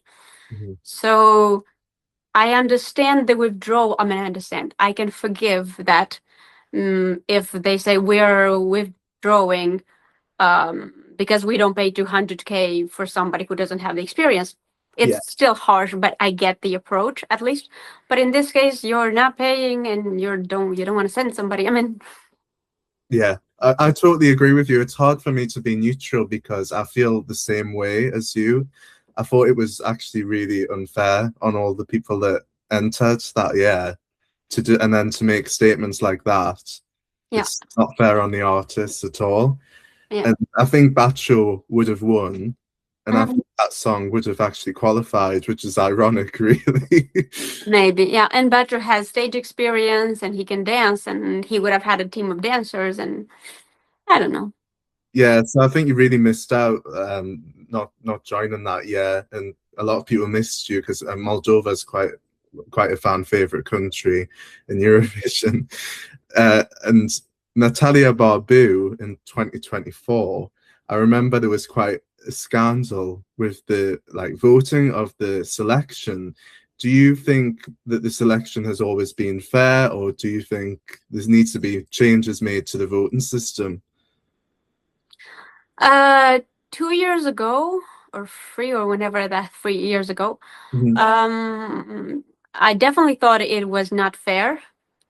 I would have voted for Valleria Pasha. Yes. I preferred her song. Personally, it's some Natalia. I mean, if you showed me those two songs and you asked me to pick between one of them to listen on a daily basis, I would have picked Natalia just because I work and I want to be focused and I don't want a lot of distraction. But as a song for Eurovision, Valleria, like, by far. Yeah. Now that they withdrew last year and seeing how they are so fearful, I understood that it was not them against Valleria. I'm not even sure if it was because they were bought. Like, that was the accusation. Yeah.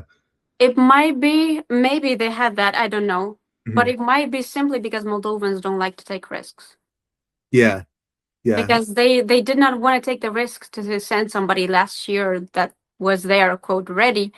And And it was weird because the Bachus team, the team was raising funds from, I don't know, Lithuania or whatever.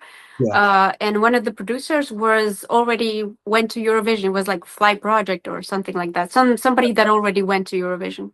Yeah. I think actually Bacho had secured funding for the contest, and TRM decided no. Yeah. So that's why I'm thinking they just don't want to take the risk. So I assume it was the same for Valleria. They were like, we're not going to send somebody we're not sure of, somebody who didn't struggle for 10 years in our industry. So. I worry as well because Valeria Pasha had been in before and she'd done so well. And now, I mean, I worry because of that we won't see her again. And maybe it's put other artists off because I thought that was quite unprofessional of the broadcaster to act like that and accuse a participant of buying votes. I mean, we don't hear that often in Eurovision. Oh, okay. Oh, we hear that quite a lot back home. So every year or so. For the record, I don't think she bought votes, but everyone's entitled to their opinion. Yeah. No, you shouldn't buy votes, but it happens a lot back home. Yeah, unfortunately. So this year it was in the huge arena, and I think I remember hearing they used the fee they were going to pay for Eurovision in 25 for this year's organisation of the selection. I don't know if you know anything, do you think it's going to happen again in the same arena, or we're going to go back to being in the TV studio? I might be early to say this. I mean, premature. It might be premature of me to say this, but I think that Roman Burlaka will take over organizing Eurovision in the future. Yeah. Either this year, I mean last year, either this year was his way of getting in, and from starting next year, he's going to be the only one doing that. Either this year and 1 or 2 or 3 more up years, they will co-organize it. Yeah. And then later it's going to be only him. Like, I assume that's the natural path of doing things. Because he's like, if Sergei is the godfather, Roma is like the god. Were you nervous to go on that stage? Because it's a pretty big stage.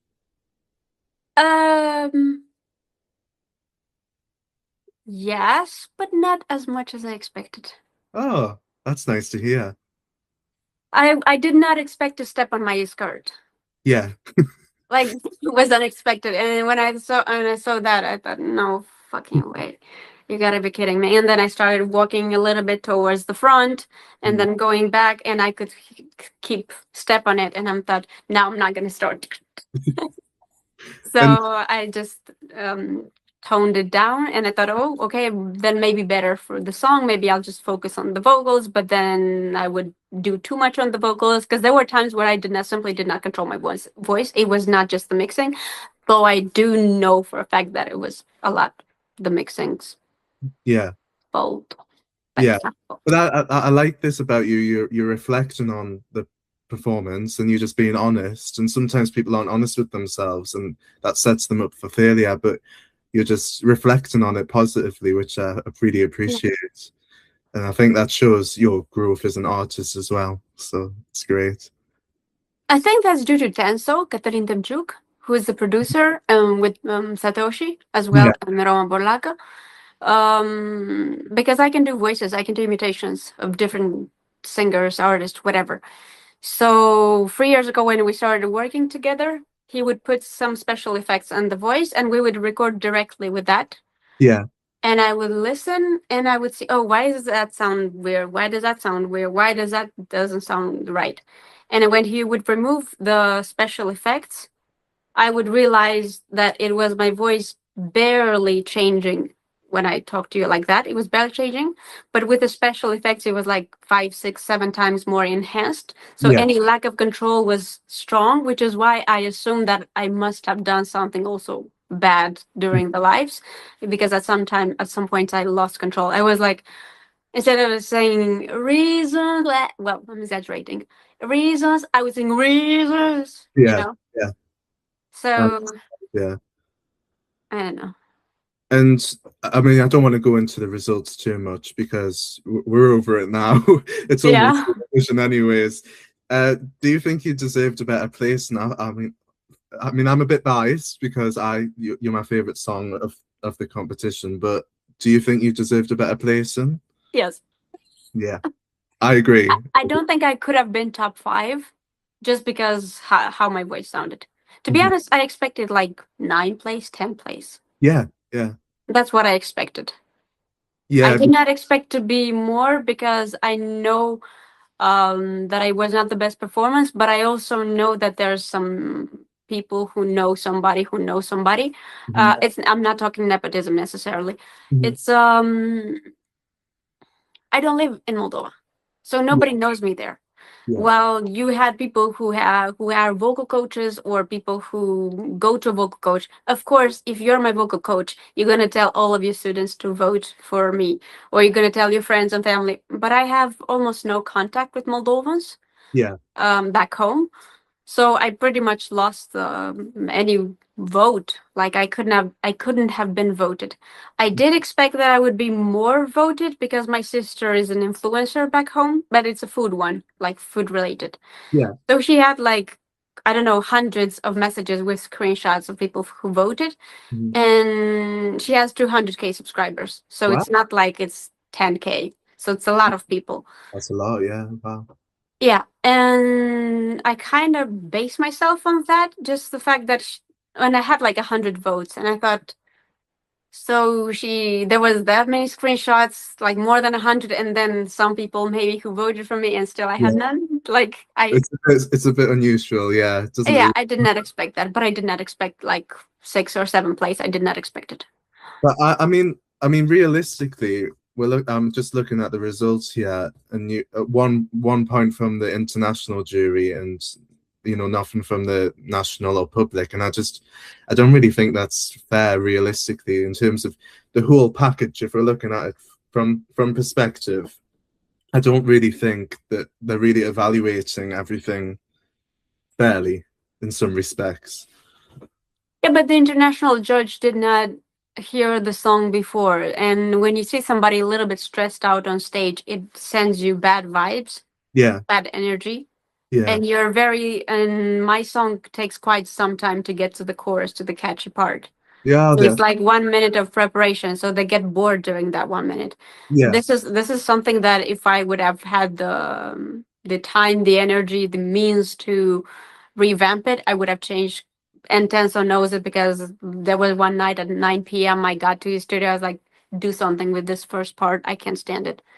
And it still ended up the same. We did not change it in the end because we tried a few things and I had it, but for some reason, either we disconnected as a team, but we were not able to find a compromise. And that first part takes way too long to get you to the chorus. Yeah, and do you think the staging helped bring the song to life, or do you think if you were to do it again, you would have less props and dancers? What do you think? I would definitely have the same dancers and the same team. I would be dressed in blue, similar to them, but blue, because I have that outfit as well. It was what I auditioned with. I would have not done the stairs if I knew the visuals were like that. Yeah. And maybe I would have just not do realistic visuals like a man or something like that. I would have just done like lights and abstract stuff. Yeah, I think that might have worked quite nicely. Just thinking about it, yeah. Roman told me this actually. Oh. Roman was quite nice. He told me a few days before, he was like, I think if you just took the chorus and you did the editing in a way like like lights like turn blue, like lights playing like that. Yeah. People are like seeing the messy, organized mess of visual, so they're getting into the song better. And he was like, I think this will be life-changing for your song. And I was like, I will do this, but it's a really long story with the visuals. And Roma was really nice with the advice and everything, but there were way too many things, negative things that I attracted as energy to not make it, because he gave me a guy who stayed with me to edit with me till 3 a.m, and we got again to rendering we realized that all the videos that I used with AI, because I generated a shitload of videos, it was like 2:40 in the morning, and he realized that his software can read what I sent him, but cannot render what I sent him. So basically, again, a problem with rendering. It was not the same type of problem. So for me, I have to be honest that I started believing more in energies and what we attract, like in the past few years. And I think that I attracted negative energy based on the fact that my song was out like today, and then starting 2 days later, it was out. All of my music was out from Instagram. There was no way of promoting the song. I contacted DistroKid, and the song was back on Instagram like, I don't know, 3 days, 2 days after I stopped performing. So for the whole duration of the Eurovision in Moldova, my song was not online. Oh, that's such and then the visuals, and there were so many bad things happening that I wanted to do special effects as well. But when I saw that, I was like, you mean another 1,000 at least just to fuck it up? So I dropped it. I was like, 5,000 is enough. I don't need to make it 6 because I'm gonna fail anyway. So I know, because I didn't know that's how much things cost. Until I saw your video, I was like really shocked. But when you go through it in detail, it does add up everything you've done. Do you think you would? Do you think? Well, I mean, I want to ask this. Do you think you would try again for Moldova? I think I will try again Eurovision, most likely Moldova as well, but not this year. I promised myself. Last year I was like, there's a 10% chance I'm gonna come back, and I wouldn't have came back if it were not for the arena announcement. Yeah, that was pretty cool, to be honest. Yeah, because I called Tenso, Satoshi's producer. And I was like, Tenso, in a month there's gonna be Eurovision in the arena, and I know you know that, and I know you know that I'm gonna come. Do you have time for me? And he was like, are you coming to win, or are you coming to just hopefully perform in the arena? I'm like, I don't think I'm going to win. I would like to win, but I don't know if I have the song. But I definitely want to have the experience of an arena. Hopefully I won't get sick or disqualified this year. And he was like, well, if you're coming for the arena, then you can come. And I was like, but why are you saying that? And he's like, I can't tell you, but there's somebody big coming. Like, who is it? And I started, oh, please tell me this. And I started guessing, but he didn't want to tell me. And I did not know it was Satoshi. And after it was announced, he was like, like that. And I said, why didn't you tell me? And he was like, I was not allowed. I'm like, you could have, we're friends. And I'll tell you what I really like as well. The music video, like visual that you, I'm assuming you made that, did you? Yes. I really like it. I think it's like really well edited. Thank you. It's really, really good video. Do you think you'll keep using AI, or do you think, would you make a music video? Would you, I don't know, do a visualizer of yourself again? What do you think you would do again? I would definitely, I won't use AI the same way I used it for this video. I will use AI only if it's, there's cool AI. So you can make some very, very cool stuff. So I would use it only that way. I do hope to shoot music videos.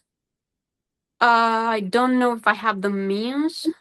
Because a music video, for example, it's similar to the cost of a show in Eurovision. I mean, it's more like 2K rather than 5K. But nowadays, music videos are kind of dead. People don't watch them anymore. So it's better to, if you really want to spend those 2K, better to take the 2K, relax on your couch, and come up for ideas with TikTok and film them and pay yourself, save or pay yourself the 2K rather than putting them in a music video. Yeah, that's actually really true. Yeah, TikTok is the way forward, I think, as an artist. So aside from Eurovision, is there going to be any new music from you? I have 3 songs. Okay. I mean, I have a lot of songs that are produced already. I think I have 6 with Tenso already done. 3 of them were supposed to be out. Well, 1 of them was supposed to be out last year, 2 this year. I keep saying the end of March, the end of April, blah blah, but I don't want to give any more deadlines now. The song is there. Yeah. One of them, sadly or happily, I'm not even sure what to think, sounds very, very much alike with Choke Me. Oh, really? Yes. And you know what? Just because I don't want to forget this, because I told Danso that I'm just gonna start releasing because people will think that I'm waiting for hits to come up, Hmm. and then I copy them. And I did send even to Alexandra. I sent the song that I posted on YouTube 4 years ago, "Choke Me." Yeah. So people don't say that I copied, because I'm like, it's more like the other way around. I'm pretty sure they don't know because I'm a nobody, so nobody knows about it. But it just happened that it sounds very, very alike. And it's called My Love. So after that, I contacted Alexandra Capitanescu's producer. Hmm. I'm going to send it to you later. Sorry. Yes, please do, yeah. Because I thought it would be faster and be like a click.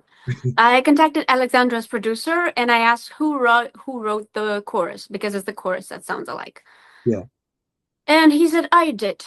So I was like, okay, so it's with him that I have to work, because I was wondering whether it's Alexandra who had more influence over the production and the special effects and the melodical line, or the producer itself. Yeah. So it turns out it's the producer. So I'm like, okay, I found my guy. So I talked to him and he accepted to redo my song in the way that I did it already. I already did it, not with Tenso. This one I did it with a friend of Tenso. Hmm. I have the final production. I also have a rock ballad version of it. Yeah. But I there's something missing. I hope the producer will not get mad. But if I don't like something, I'm not putting it out. Yeah. Exactly. Yes. So yeah, we will look out for new music from you, because I don't know if you know, I assume you know this, but you're quite well loved within the Eurovision fan community. I think this year your song was at least in the top 5 of the Moldovan songs. So we do like your music. Thank you. Thanks a lot. And I've actually got a question from one of our fans, one of our viewers, Wojtek. He says, what changes does Moldova need to improve the standard of its national selection or generate more interest? Oh, I think what they did this year was already a hell of an improvement. They should just call Roman and let him do everything. Yeah. No. Is the question related to this year, like what could be improved? Yeah, I think it's just in general. I mean, to be honest, this year was really setting the bar high. But I guess from our perspective, you know, we don't live in Moldova, so we don't know how popular it is there. I don't know if more people were talking about it this year, if more people watched the show. Yeah. I mean, this year I think it was very well organized. What they could improve from now on, like from this year on, based on this year, not on the previous, because it's quite clear what needs to be improved. Mm-hmm. We all need to have a performance of how it will look on the TV before we are actually performing. And I think they would need to set up some camera angles that will be fixated during some timelines at least. Yeah. Because every time, there were a few times where somebody would film what would go on the TV, and every time it would be a different angle. Oh, like right. For example, like there was not fixated, it was improvisation. The filming was completely improvisation. Okay, that's interesting, because a lot of national finals now use a piece of software called Live Edit, and that is precisely what you're saying, with all fixed angles and instructions and cues and timings, everything polished to effect. Do you think mainly, I mean, Moldova obviously doesn't have a huge budget, and they've never hosted Eurovision or anything like it before. Maybe that's what's holding them back. They don't have the knowledge or experience of like live TV to this extent. I think they don't have the budget. Yeah. Roman can organize things quite well. It's just money. Yeah, I think it's just money. because they sold out the tickets this year. So I think if next year, most likely there will be more celebrities participating, so it will feel like more of a concert rather than a competition. Yeah. The arena was quite well organized.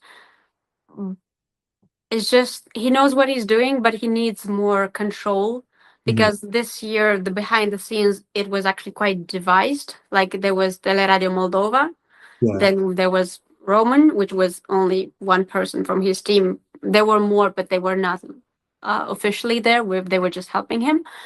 And then there was, to avoid conflict of interest, basically. And then there was this. Oh my God, I'm so sorry. It was like media show group or something like that. I don't remember exactly. And they were taking care of the visuals for the arena. It was like three entities, and I'm not sure which one of them was taking care of the sound on TV. I know it was not Roman's team. Yeah, you've got full trust in him. Yeah, if you got to give Roman full control over everything, he would have had the right person for everything. Okay, so I'm hoping as a fan that he will be put in charge then. Yeah. And I don't think the teams were necessarily bad, like the other teams, but it was the lack of communication because of a very short time, not necessarily intentional lack of communication between the teams that caused the problems. Yeah. Like the camera angles. I know that Roman told me something, and then I go to the cameras and I'm like, why is it so light? Because you can see my pores on the face, and I want a darker vibe, and I want this on me. I don't want it on the entire stage. And I go there, and then they're telling me that they're trying to capture my face, and I'm like, I did not do all those freaking visuals for nothing. And then I see the filming, and on the second verse, the dancers go on the stair, and then I go in front. Yeah. I swear to you, one of the recordings was like they were filming like that from the sides and not even aligned. And I'm like, so what is the choreography for? Yeah, I know they're not capturing what you've actually put together. Yeah, and I told them, in my case, it's more frontal, more brutalist, and more frontal, architectural, if I can say, orthogonal type of view. And they did, like, they filmed me as if they would film, I don't know, not necessarily Satoshi, but they filmed me from different angles, which was not my concept. So I think that needs to be improved for sure. Yeah, definitely. I mean, but we have to say it's a huge step up from the years before when it was in the TV studio. Yes. And I really hope, Moldova, if you're listening, please do not go back to that, because we don't want that anymore. Yeah. I'm sure you agree, as an artist, it's not fair really performing in front of like 100 people instead of thousands. Mm-hmm. Yeah. Do you think, now this is just a question I've thought of now, do you think your music caters to the juries or the public voters more? Public. Yeah. No, not jury. Oh, why do you say that? I don't even know if it's just like the public vote. I think it's only like a certain niche of the public. Yeah. I don't think I'm very mainstream. No, I suppose not. I'd say your entry this year, out of all your entries, was probably the most mainstream in my opinion. Yeah. Just because of the catchy hook and the chorus. Yeah. But to be honest, I thought the juries would appreciate you more, just because of the composition of the song. I thought it was a very strong song. Do you know what I mean? But reflecting back on that, you said San Marino, you might try again. Is there any other countries you would be interested in trying for? I did think of Luxembourg, just because it's easier to get in, but I don't think it fits that well with my values. I mean, I don't believe in representing a country for the sake of going to Eurovision. I believe in representing if you have something in common. Like San Marino, I don't know if you know, they have everything blue. Like even their card numbers are blue. Everything is blue. Yeah. And last year was like I made the bluest blue picture, like blue, and my identity is related to blue. Yeah. Blue. Even your nails are new. Yeah, so I think I was representing like as a country quite well last year. Yeah. I mean, the only thing I would say is like Luxembourg, you know, they've got quite a lot of money and they do invest a lot in the performers. There's only 7, but they do, the positive aspect of it is they do actually invest in the artists, and that might be quite a good thing for, you know, someone like you, because you could have like the most amazing stage show and song and everything. So that's just, you know, something to think about, I suppose, as well. I would have to find the song for them. Yeah.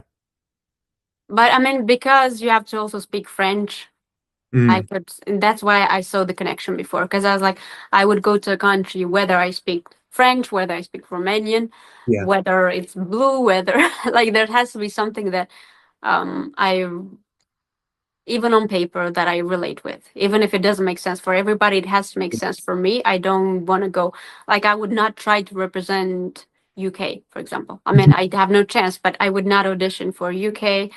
I would not represent, I don't know, Austria or Germany, even if I fucking love German. Like, I literally like how German language sounds. I used to put podcasts and work just because I like the language. So I could try to represent, I mean, I could find that, but I don't think I'm good enough to represent them. Like, I don't think I represent, unless I would have a song that is specifically designed with Germany in mind. That the only way I would do it. And how about Romania? Oh, I tried 3 years ago. I wanted to try 3 years ago, but they did not show up. Oh, that's a shame. Because Yeah, and Romania definitely I would try. But Romania has a different vibe. This year, they are lucky with Alexandra, but they send more disco dance, more melodious, no show off, no strong. I can't say no strong melody because it sounds harsh and it's not true. But like Alexandra is like a lot of energy and madness. Yeah. While Romania usually, except from this year, they usually send more uniform, more homogeneous. Homogeneous. I don't know how to say that word, but I know how to write. Yeah. Melodies. Yeah, I actually understand what you mean. Yeah, but I think you should keep all your options open because you've got a fan base already. So we do want to see you at Eurovision, or at least right again. We want another performance from you. So, do you keep up with Eurovision in your spare time? Yeah, I mean, I do actually follow Alexandra quite close and Satoshi. And from this year, do you have any favorite songs, or is it Romania and Moldova? Oh, it's those two, but I cannot pick between the two. I literally cannot pick. So you'll be watching this next week? Yeah. Oh, yeah. Oh, yeah, I told my boyfriend, I know you don't, because he doesn't like music in general. He doesn't listen to music. And I was like, you're watching this with me, or you're doing whatever you want. But well, I'm glad you'll be watching it, and maybe you can get some inspiration for what's next as well from you. So, I mean, thank you so much for your time, and I just want to say again, we really want to see you again. So please do try again. Thank you for your time and answering all my questions as well. It's been really interesting, and I'm sure people at home are going to enjoy this interview as well. So thank you.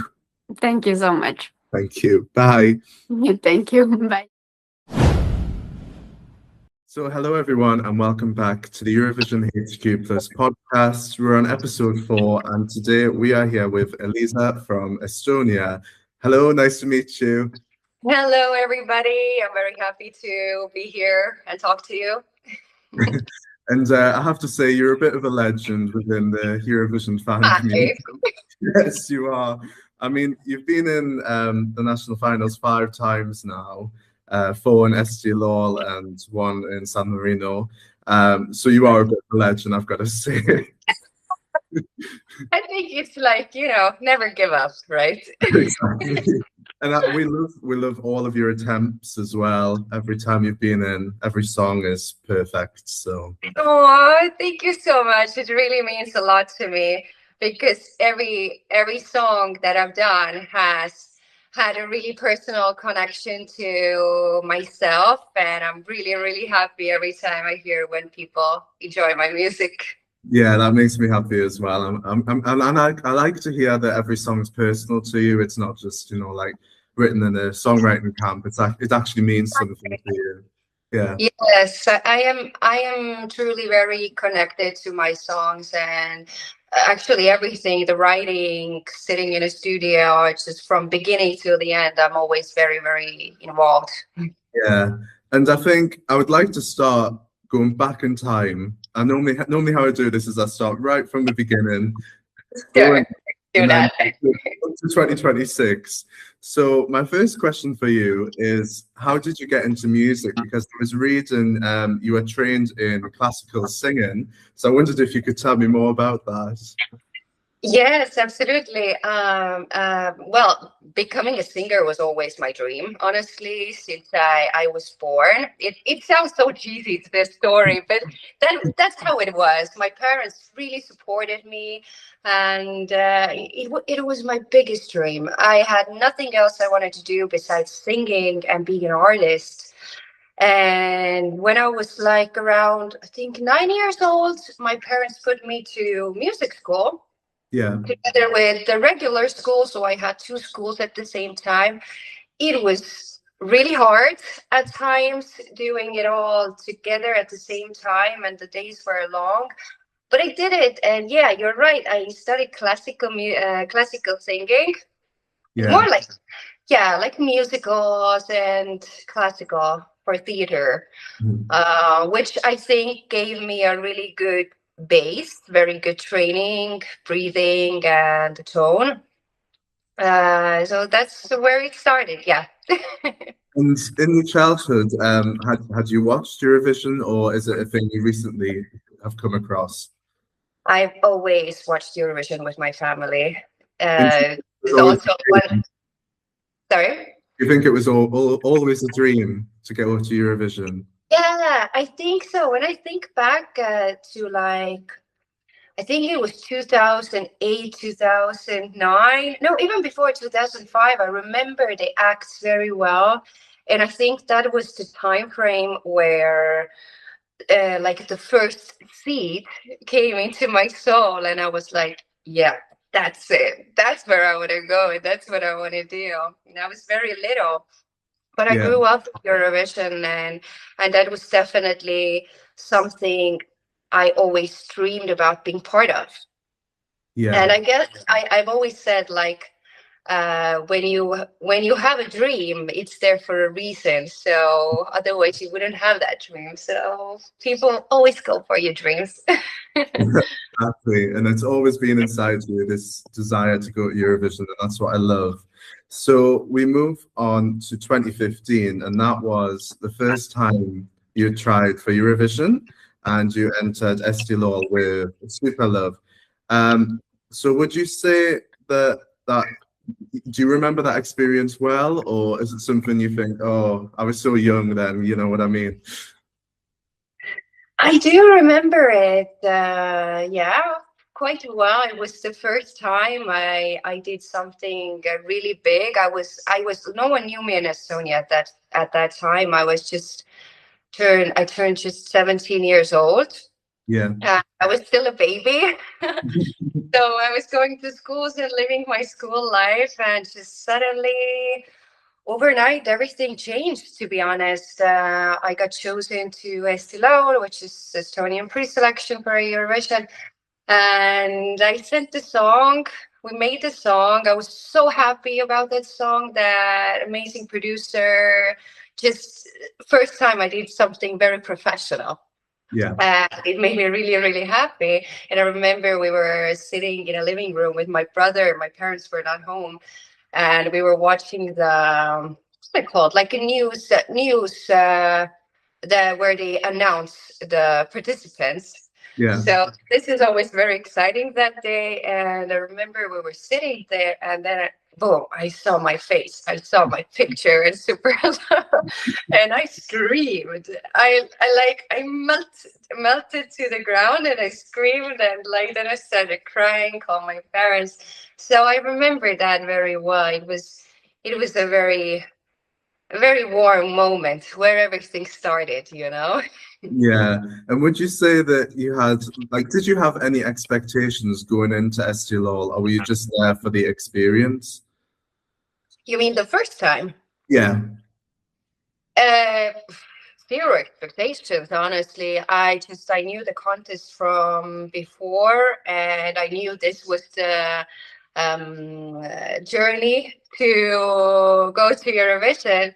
So obviously I knew about it, but like it felt surreal the first time when I got there. This is literally the time when my life changed and I started doing it like daily.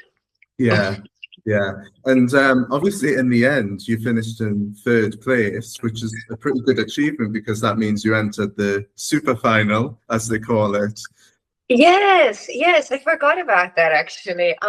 You know, honestly, I think I was almost supposed to be the second one, but then like in super final something changed, and anyways I became 3rd. But still, it's really a good how to say accomplishment. Yeah. When nobody knows you and you're a young girl just doing what you love. So yeah. And did it help you like kickstart your career, would you say? Yeah, definitely. That was it. Because after the show was on, my life changed. I was suddenly all over the news in the whole country, and it was definitely new. I remember going to school, and I was in a last grade, I think. And I remember the first graders, the little children, they were like so happy to see me in school and came to me with, you know, wanted autographs. Yeah, that's so sweet, actually. You are like a little celebrity in school. Yeah. So my life changed after that. But this is what I always wanted to do. This is what I chose anyway. So it was very organic, very natural for me, on the other hand, you know. And obviously there was a 7-year gap between 2015 and 2022. Why did you decide not to return to SDLOL for such a long time?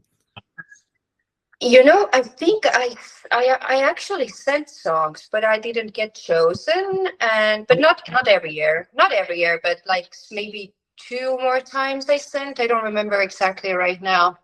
But 2022, when I got chosen again, oh my God, I was so happy.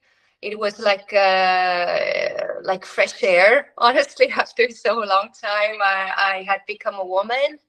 Yeah. I wasn't a child anymore, and the song Fire. Well, that song, when we go into 2022 now, this song was made intentionally for Eurovision, for Elysa, with amazing team. We went to Sweden, to Malmö to write the song, and it was like we knew. Sorry, Rosie. We knew that this song is gonna go there and it's probably gonna do well. Yeah. So like we all felt it in the air.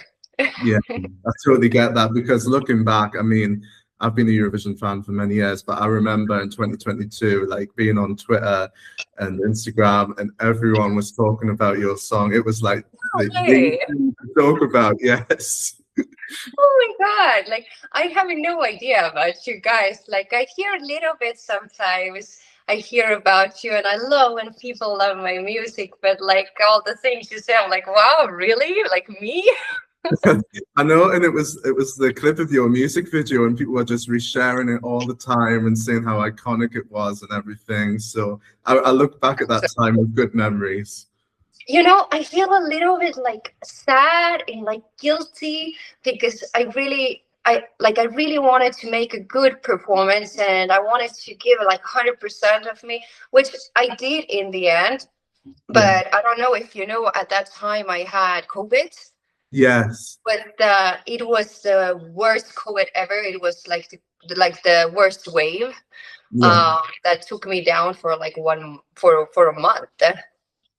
And I had to sneak into the arena and like change my COVID test so it wouldn't be 2 lines because I had a fever and all that shit. So it was really, really hard to perform. Yeah. But I think people forgave me. Yeah, correct me if I'm wrong, but am I right in saying that the semi-final they just showed your music video? Yes, Yeah. And exactly. you still qualified and you got through as normal. Oh my God, I was so nervous because I was like so angry at myself. Like, why did I had to catch the COVID like now? And I remember everybody was so scared of it. This was just the time when it came, and all the artists were like holding their breath, you know, to go to perform. And then I remember thinking about it, and I was like, I hope it doesn't come to me. And obviously, what you fear, right? It comes to you because you attract it. But anyways, in the end, I did my best, right? Yeah. But after, there was an after story too. Like, the song was called Fire, and the same night my house went on fire. Oh yes. Funny fact, I actually was on your Instagram live a few weeks ago when you were in San Marino, and I remember telling me that story.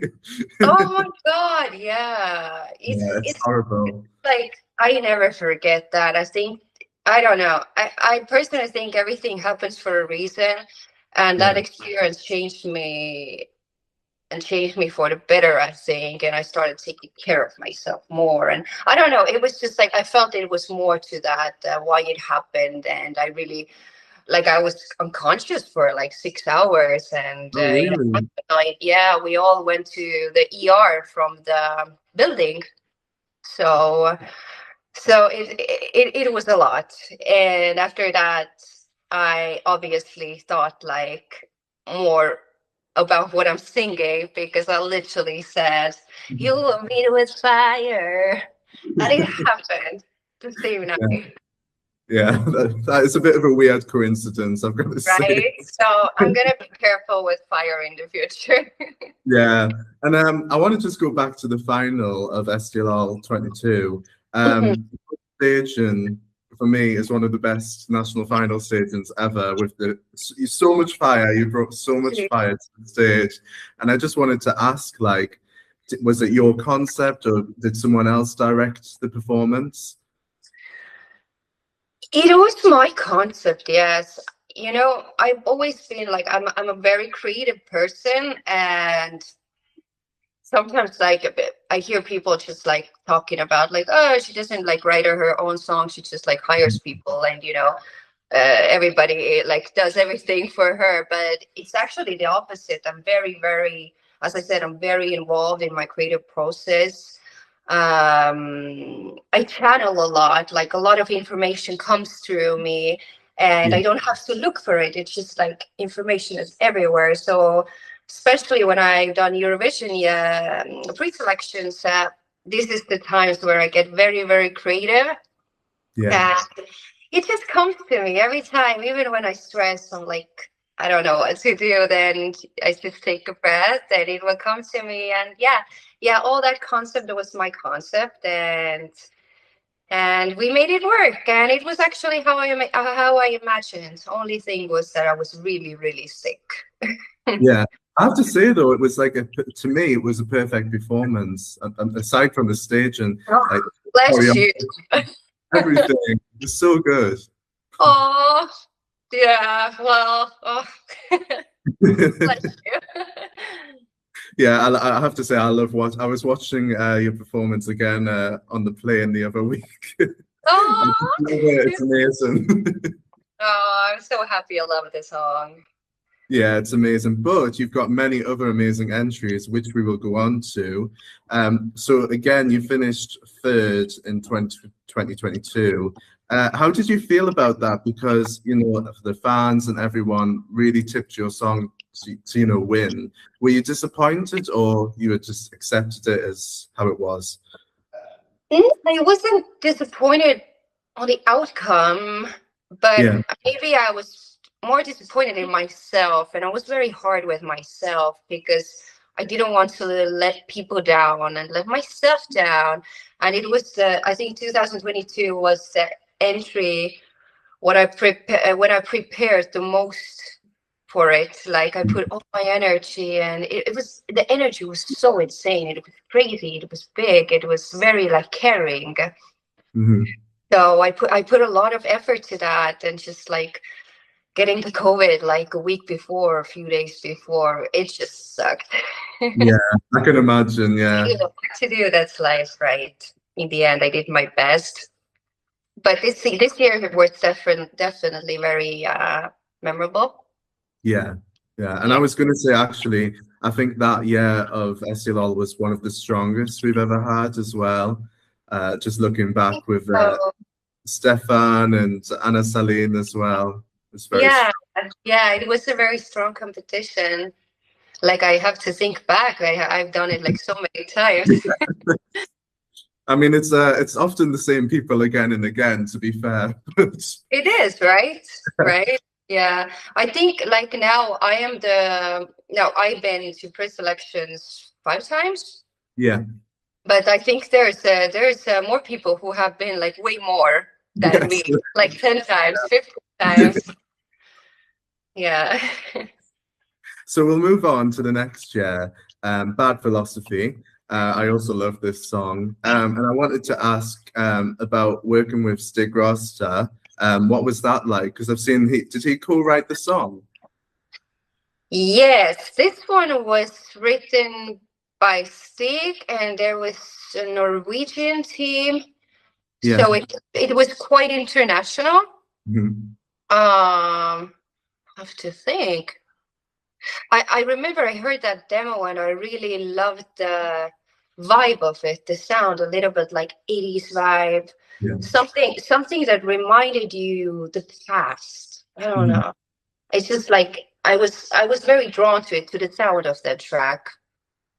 But the lyrics also, when you deep dive to the lyrics are very, very like deep, very dark. Yeah. At that time, I didn't think about it that much. I was aware, but then I was like, I got a little bit like scared. I thought like, wait a minute, every song is very connected to me, and like it's the reason why the song is like connected to me. And I was like, oh, let's see, right? But at that time, honestly, at that time in my life, I wasn't in the best place.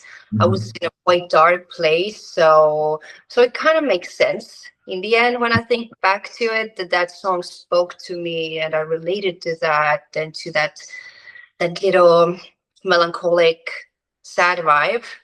Yeah. So Fire was totally different, and Bad Philosophy just went somewhere in a rabbit hole. I think that's what I love about your entries is like they've all got a unique sound, like they're all very distinctive, and I think that's why I really enjoy each entry separately. It's very interesting to hear that, because I always thought like how people see that, because when I think about my songs, they're all so different songs. Yeah. And I never know, like, and I think people never know what is my next move or what I'm gonna do next. That's very fun. Yeah, I love that. Yeah, it's so exciting.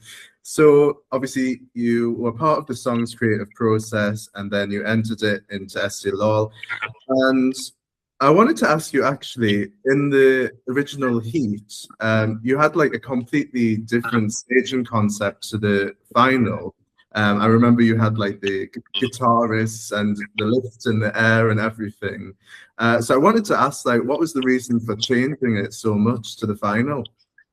Well, I just had to think back and remember it myself that I really did 2 dresses.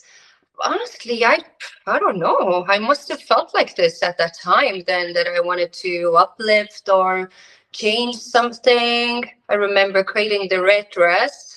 Yeah. Oh, I love the red dress. Yeah. God, I just remember like the first semifinal when I did Bad Philosophy. Yeah. I was sick again. Oh, really? I was sick again with COVID, but I didn't tell anyone. Yeah. It was either I was very sick with the flu or it was COVID. I don't remember right now. Mm-hmm. But then I felt so embarrassed to go again to the arena and then like say like, hey guys, I don't have my voice. But somehow I did it, and final was great. It was great. Yeah, it was great. I absolutely love Great. this. I didn't really care about the outcome. Again, I enjoyed myself. I enjoyed the song and the experience. Yeah. It was all great memories. I was gonna say on stage, I think we really saw you like you were smiling more. You seemed like you were enjoying the experience a bit more on stage. Yeah, I did. Yeah, I think it really actually brought out a different side to your voice as well. Like we could really hear your abilities on stage. Oh, thank you. That's interesting to hear. Yeah. So yeah, I love that song as well.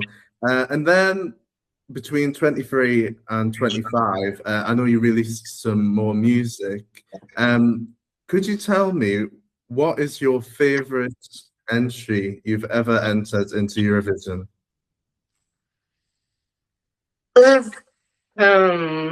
I'm trying to think. It's like the whole experience or the song. I think I was the most excited about my last entry for San Marino. Yeah. With Alchemy song, because this song was just like so special. It was so different. It had incredible team behind, incredible Swedish producers who really took their time, and we spent like 6 months crafting that song. Yeah. And we recorded a real orchestra in Stockholm, real musicians. It's just that process towards the Eurovision was just it was something new to me. I have spent a lot of time now with different musicians and producers, and I've learned so much. I've grown so much. So I think the most special for me was the Alchemy song because of the song itself, where I felt like I was really mature and I found myself. Before I was, a young girl. I was going through a very, very different life phases and I was struggling a lot. I had my ups and downs, but this song, the Alchemy song, I felt I landed somewhere and it felt really, really good. So if you were in your top 5, that would be number 1. I think so. The song itself, I think the second would be Fire. Yeah. Because this was also very special, and yeah, I was just gonna leave it there. Fair enough. Yeah. So we'll move on to 2025, The Last to Know. And I think this song is also amazing, but it's so different from your other songs. It's so emotional, and even what did you think about that song? What do I think? Yeah, how did it make you feel? Oh, honestly, the live performance, it makes me cry. It's so good. Really? Yeah, it's so good. Honestly, I cried too when I watched it, when I watched myself singing it. So that's a lot. 30 seconds when you're singing so beautifully on the ground. It's just like, and then it uplifts you towards the end. It's just amazing. Yeah, the song was very, very special to me because it was part of my healing. And I always taken very seriously my healing processes and moving on with my life and being a better person. And this was a very personal story, I'm sure, as you all know. Yeah. A story that was very public at that time. And I remember I went to Sweden again. I met my crew in Malmö. And we spent just hours of talking about life. Yeah. And I was there alone. I took my dog with me. We stayed in a nice hotel. I tried to enjoy myself, but I was still a little bit, I was in a healing phase.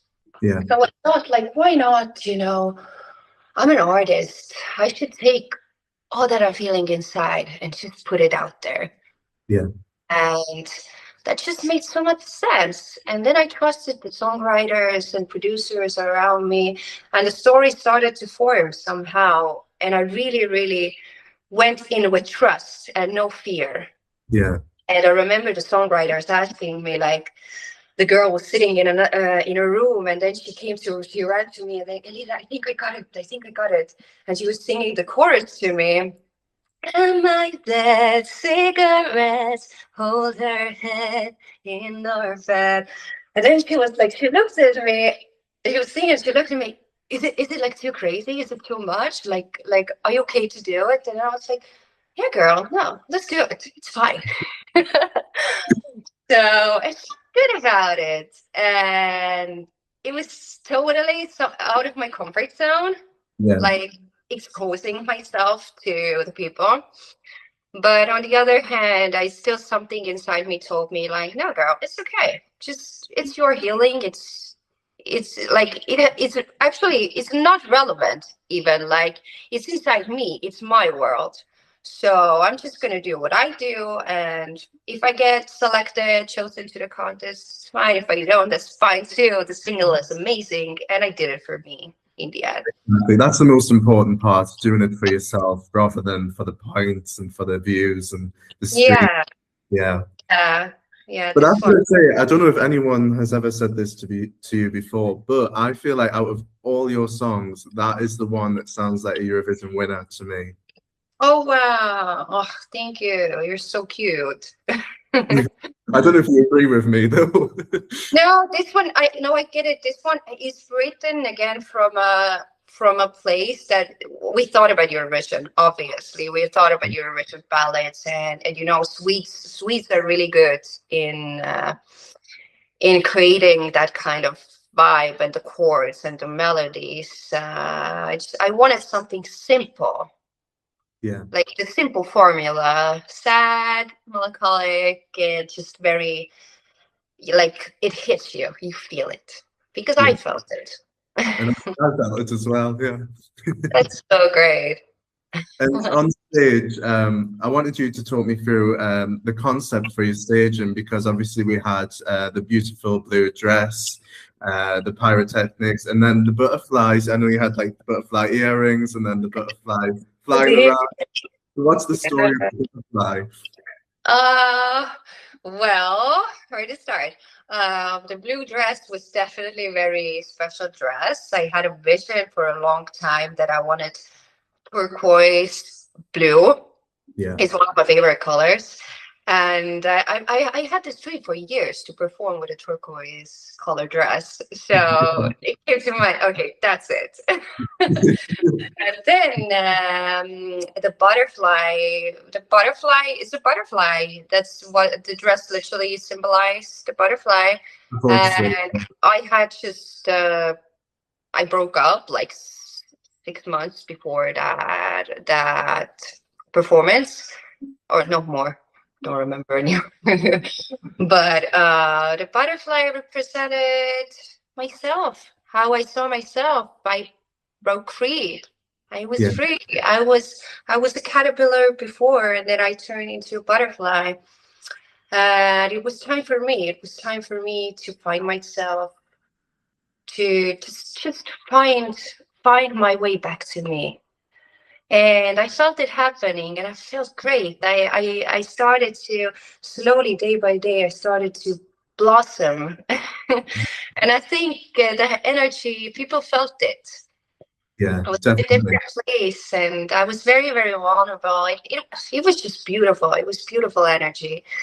And the butterfly in the end, we made also with, how do you say it? Like, they designed the butterfly on the skin later. So this is really cool. So the butterfly flew on my hand. It was really cute. So again, it was like that was the vision I had in my head, and it actually turned out pretty well. Perfect, I would say. Absolutely perfect. Yeah. And do you look back at that time, obviously with it being such an emotional song, how do you feel looking back on that performance? Because like, as we've already said, when we watch it, we get emotional. Do you still find it like quite hard to watch because it was at a difficult time in your life? Not hard, no, not hard anymore. I think the times when it was hard, it's over. I'm a totally different person today. I have totally different life. Honestly, I don't even recognize myself sometimes a few years ago. But it definitely, every time when I see the clip or somebody shares it, I feel like something like this comes through my body. It's like but it's all beautiful energy, it's all love, and it's all human. It's just very, very beautiful how we express ourselves as humans. And as I said, at first times when I watched my own video, I cried because of me. I cried.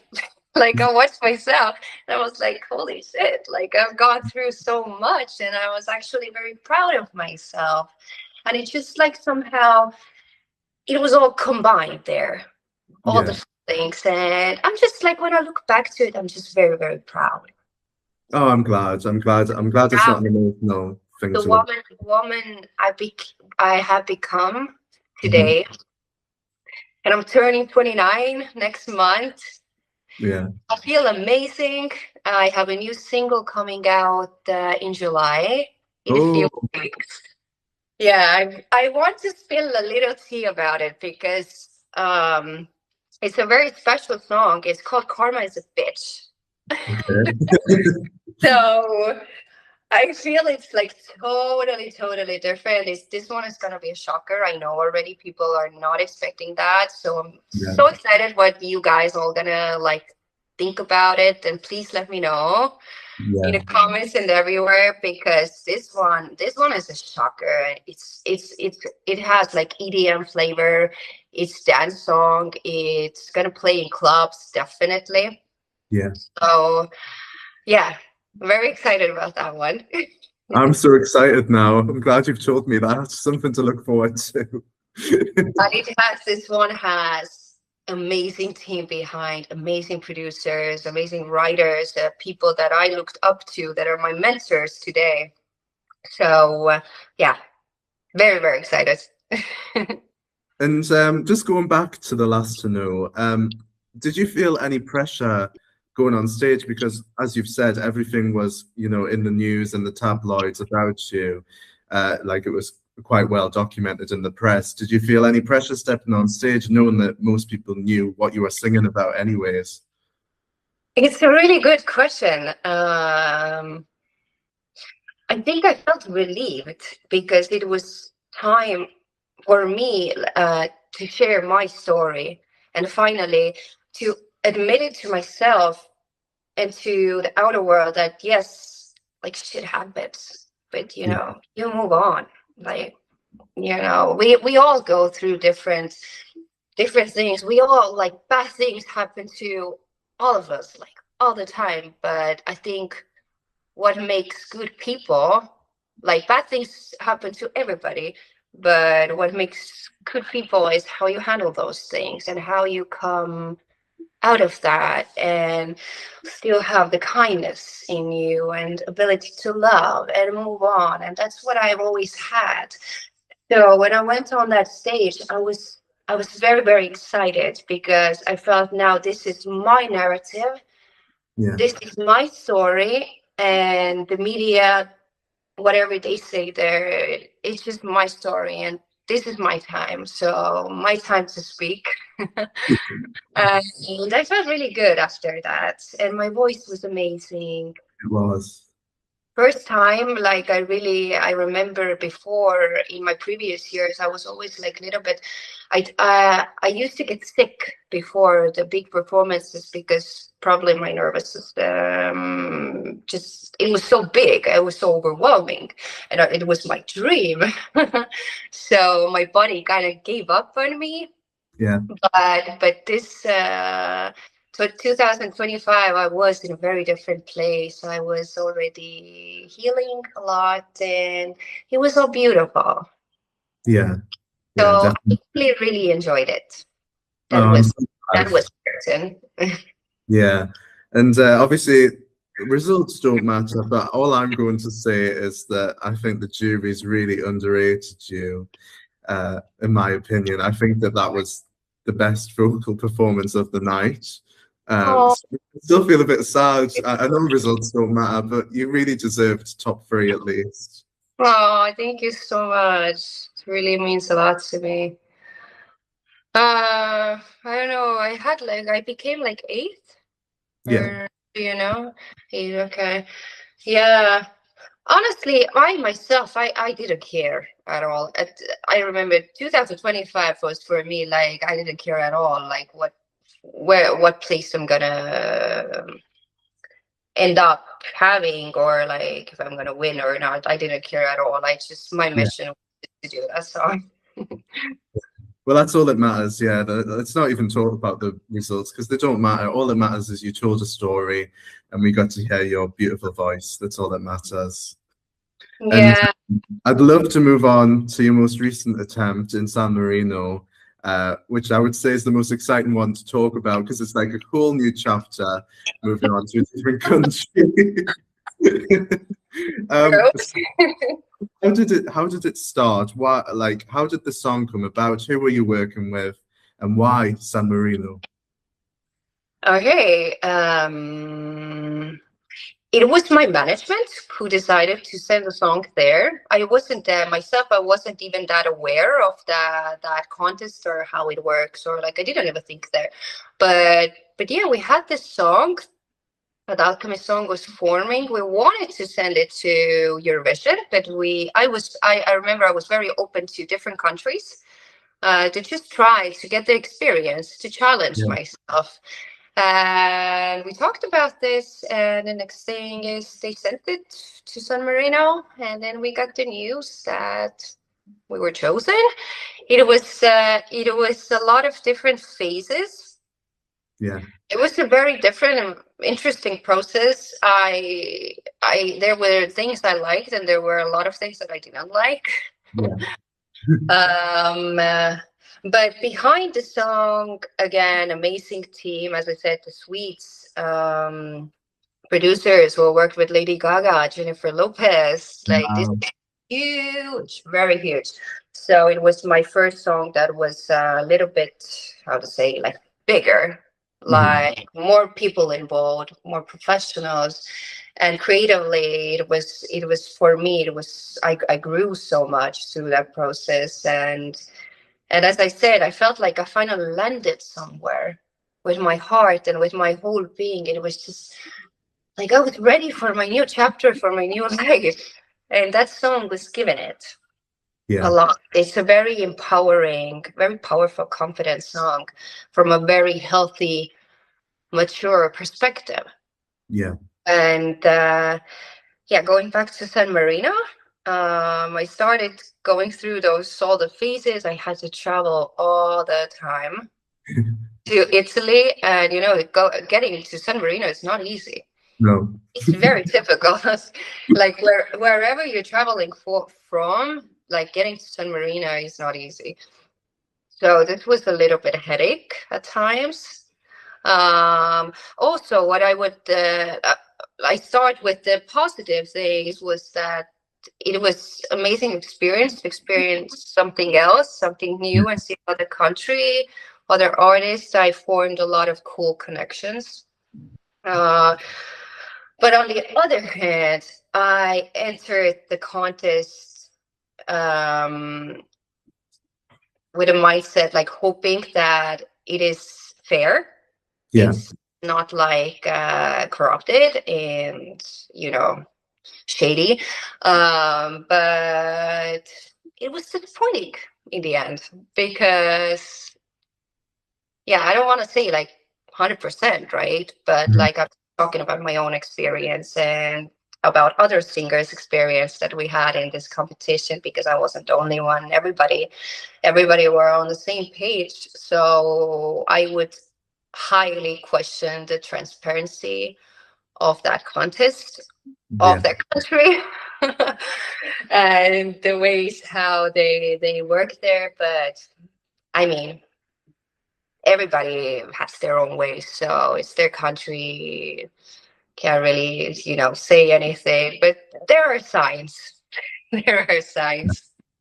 You know, this is not the first time I've heard this, just to say, and I agree. I think that the selection wasn't very transparent in the fact that we didn't even see the rankings of the jurors. We didn't see the full heat ranking of anything. And in the end, we only really saw the top 5, which it's not very transparent, is it? It was the top 5 was before they appeared it on the TV, like before, like the last contestant was still singing. He was still on the stage, and then they already appeared on the screen, like 5 finalists. I was like, okay, yeah. Yeah, it's weird, isn't it?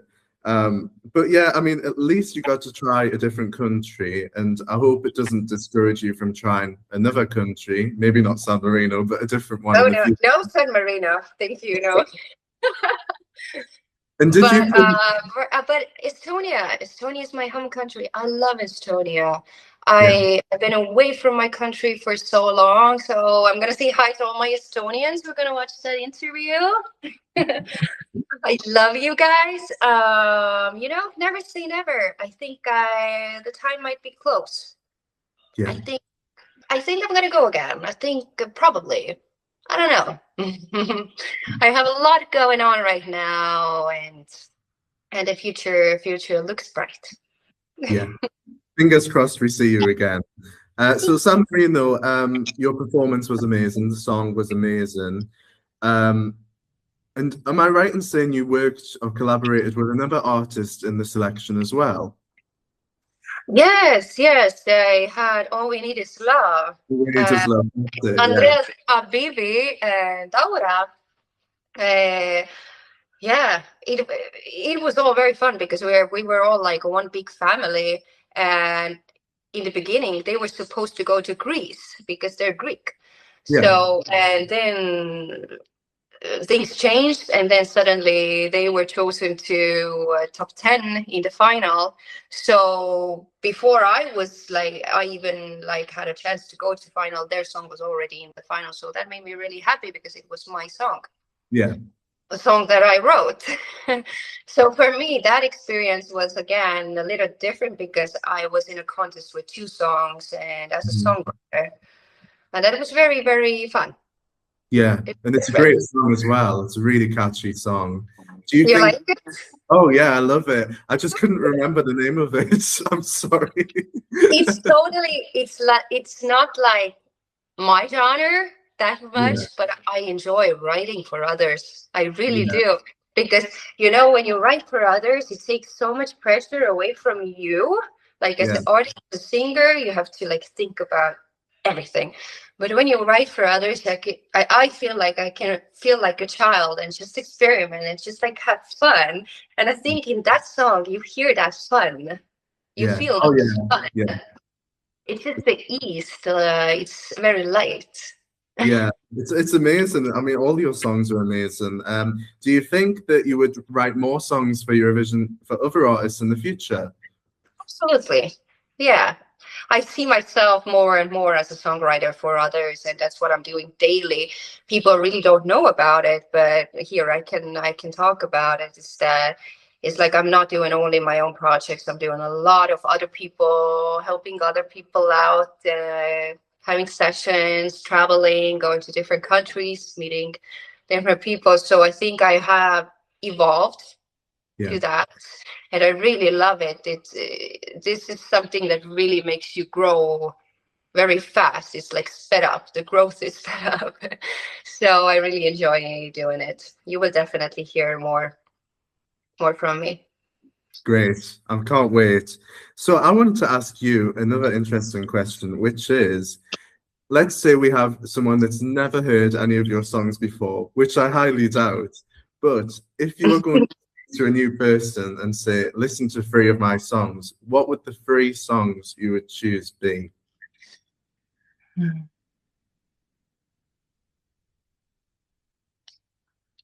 Okay, totally. The Alchemist, Fire, and The Last to Know. Good choices. Because when I think about it, then Fire shows you the spicy side of me, the dancey woman who loves to have fun.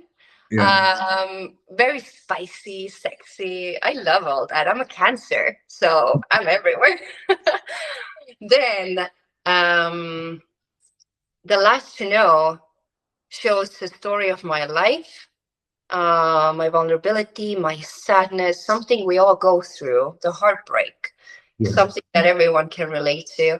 And The Alchemist is just a whole another entity itself. I see The Alchemist as an entity, like a bubble. It's a living bubble. It's a living song. It's very interesting. I see very visually. So those three, I think, would kind of sum it up very well. I think they're great choices, and that's my top 3 as well. Just saying. Right. And would you say that your performance on San Marino was like, you enjoyed it? Would you say you were happy with everything, how it looked, how it sounded, or was there anything you would have changed if you were to do it again? Honestly, I wasn't happy with it. I'm just honest. I love that. So it's like I don't care, like, really, but like I wasn't that happy because of the, how to say it, because of the amateur levels of how they did some things, and they didn't really, I didn't feel, not only me, I'm talking for other artists also, it's just facts, I didn't feel appreciated at times. Like in Estonia, I'm very used to, like, they put a lot of effort to our stage shows, and there's communication all the time, and the communication starts already months before the show. So what it was in San Marino, it was very strange that there was zero communication about your stage show, about how everything works. There was also a language barrier, which is nobody's fault, obviously. But it's just like, I wish that we all had a feeling that their energy and their effort went to one specific act. Yes. You all know what act. Yes. It's just some little things, how you should make the artist feel good and feel appreciated, that they come to the show and do that and spend their money. We all spent crazy money, like everyone was traveling, and in the end there was just a lot of questions, and like the transparency was not there. Yeah, it's really sad. The only thing I was like thinking about my sound levels, I really like, because we were practicing so much and it was literally sounded so good, and then the sound levels were like totally off. The vocals were like way more like louder than the track itself, so just could have been better. It's just like, it wasn't bad, but it could have been better. Like I would have wished a better chance for me to have that chance to show my song, but it was experience. Yeah, and if you don't mind me asking, did you have to finance San Marino yourself, or did they contribute towards the staging or anything, or was it all you? It was all self-funding. Wow, that's a lot. Right. So what I wanted, like, if we talk about this, what I wanted to say more to the people and other artists is that I would really like reconsider, if you're planning to go to that country or to that contest, is just like, be prepared. It's not going to be transparent, and it's just like all the finance. It takes a lot of your finance, so be prepared for that.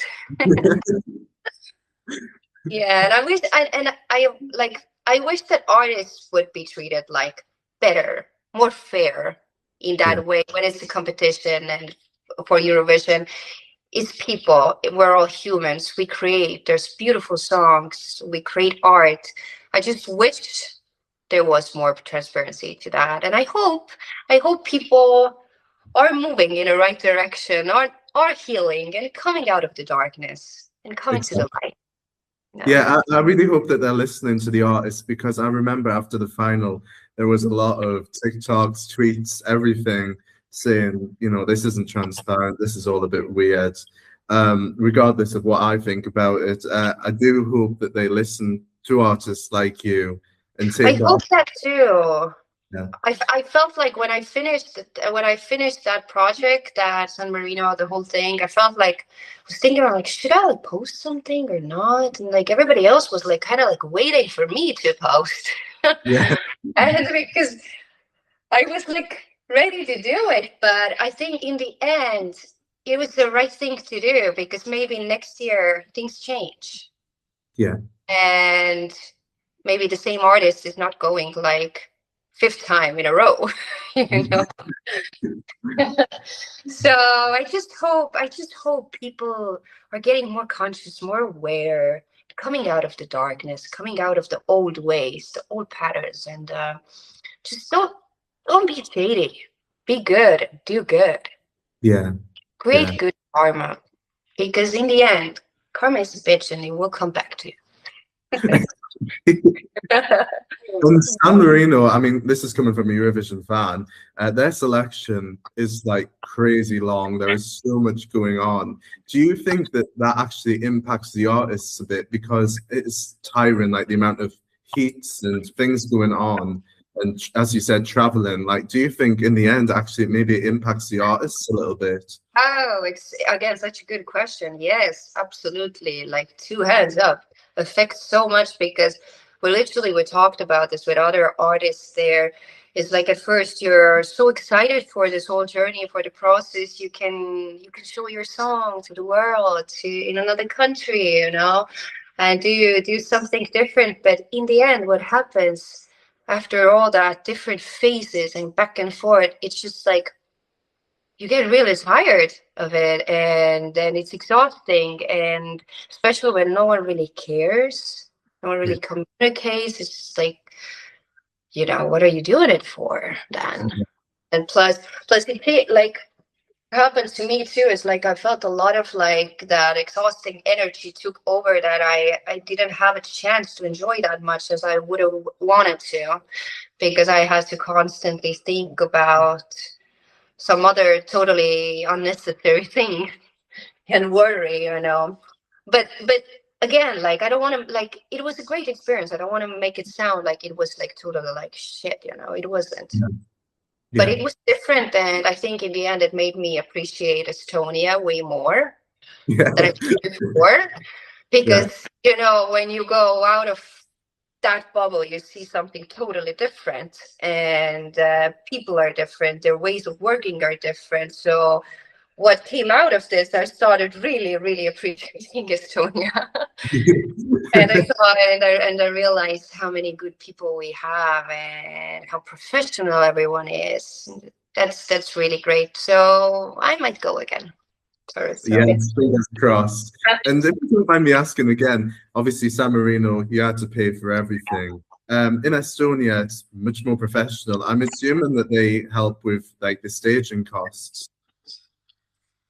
Yeah, a little bit more, but it's still a lot of, it really depends what kind of show you as an artist you want to create and what's your vision, because obviously you can just go on a stage, have some lighting and some wind, and that's it, you know. But I think in the end, we're all artists, and everyone's like creative. So the more creative you want to be, the more you have to prepare to fund it yourself also. So definitely every time I do that, it's like the money factor comes in. But it's for everybody like this. But in Estonia, it's better. They help with a lot of things. It really depends what you want to do. Yeah. On the stage, because like I would have like crazy ideas, but like those kind of ideas can go to hundreds of thousands of euros, you know. So in the future. And moving away from Eurovision, obviously you've released other music. I was going to ask you about the song Queen of Hearts. Was that for Eurovision, or is it just like a single that's away from Eurovision? That one actually was, you know what's funny? We sent it at the same time when I sent Fire. Really? Yeah, so I sent them both, and like I've never sent 2 songs ever, ever. This was the only year I sent 2 songs because I had them both ready, and they were from the same writing camp in Sweden where we made those 2 songs. So they were ready to go, and then I was just sent them both, see what happens. But I thought already that Fire is probably gonna be the song. So Yeah. Yeah, I've got to say, I didn't realize that. That's why I asked. But I love Queen of Hearts, and it's a great music video. Do you have a favorite music video you've released? favorite video, Yeah, probably Fire, I think. yeah, Because this one was it was a higher budget also, so that gave us a lot of opportunities to be way more creative with all the visuals and the setup and the dancers. Just like the quality of that one is I think the best. But I love all my videos. I don't know really. yeah. They're all great. I'll tell you what my favorite is. It is The Last Snow. Really? Yeah. Why? It just gives me like Leona Lewis, Bleeding Love, like I don't know, that sort of vibe. It's just great. Yeah, this one was good also. Because I really knew what I was going for, what I was looking for, and I wanted to show that vulnerability, and I think I managed to do it there. Yeah, yeah, definitely. And just a couple more questions because I know I've kept you longer than I said I would. No, not really, totally. Did you keep up with Eurovision this year? And if so, what's your thoughts on Bangaranga?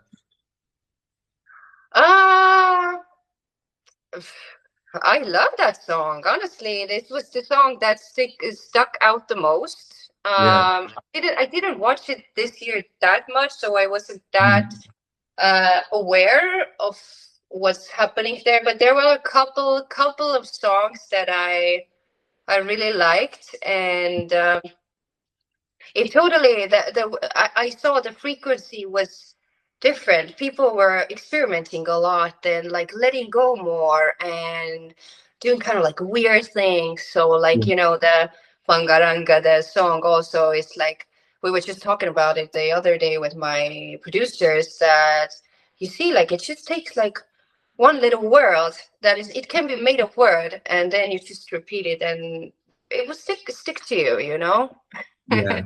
It's so so it's like a catchy. little magic. Yeah, yeah, for sure, You for sure. like the song. Sorry? What do you think about the song? Oh, well, I have to say, as a Eurovision fan, this is one of the best winners we've had in a long time.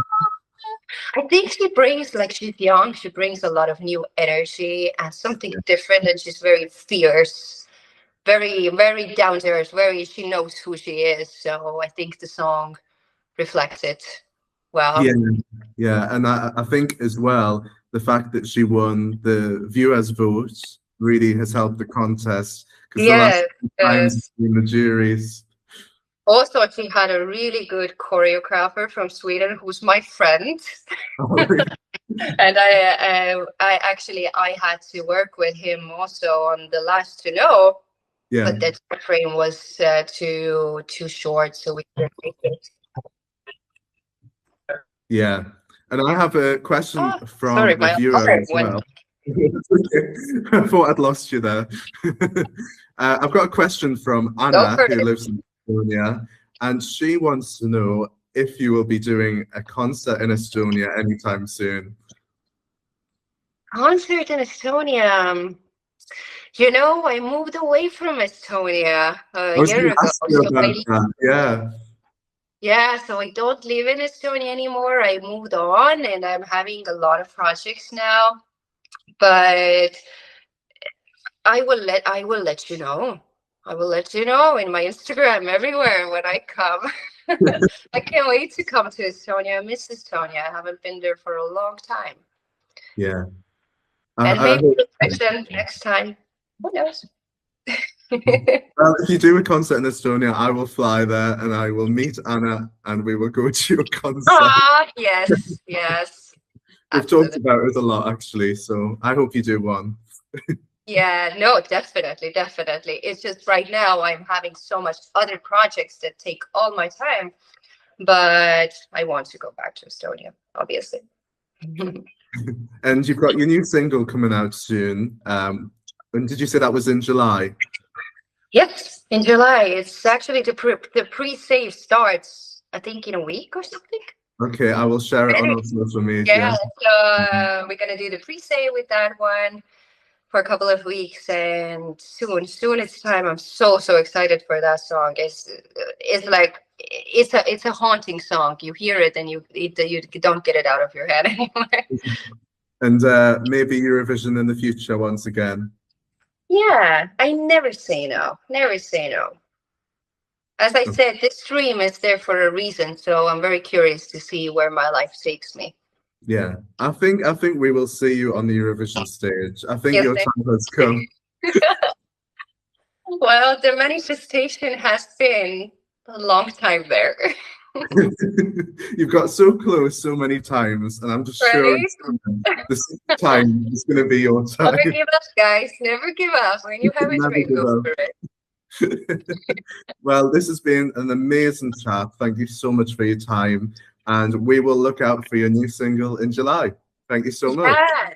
Yes. Thank you so much. Yes, thank you. Bye. Thank you. Bye, guys. Bye. Hello, everyone, and welcome back to the Eurovision HQ Plus podcast. And today we are joined by Stefan Galea from Malta. Hello, how are you? Hi, thank you for having me. I'm really good. Very sunny, as you can see, here in Malta, but all is good. And That's yourself? Have you? I'm great, thank you. So I want to start right from the beginning and ask you, have you grown up with music? Has it always been a part of your life, or is it a new thing you've stumbled across? No, I have to say, going back to the start and my earlier roots, obviously, yes, music was always a part of my life. I didn't always used to do it professionally, of course, but I remember being in performing arts schools ever since I was a little kid. So I would say the discipline and the love for music was always there. I initially had started out at a drama school which used to focus on 3 disciplines, which were music, singing, dancing, and acting. But then obviously, as the years had gone by, I realized that I had a stronger affinity, with music and singing and performing. And that is when I continued developing it. I was already, at a young age in my early teens, I was already exposed in my country. I remember being in the Junior Eurovision national selections. I was already performing on television. I was already releasing music. The little kiddie releases, I would say, back when I was a kid. But obviously these past few years, ever since X Factor Malta, and obviously now these last few years, our Eurovision national final, which is quite a big deal in this country, that is when things started to happen for me a bit more.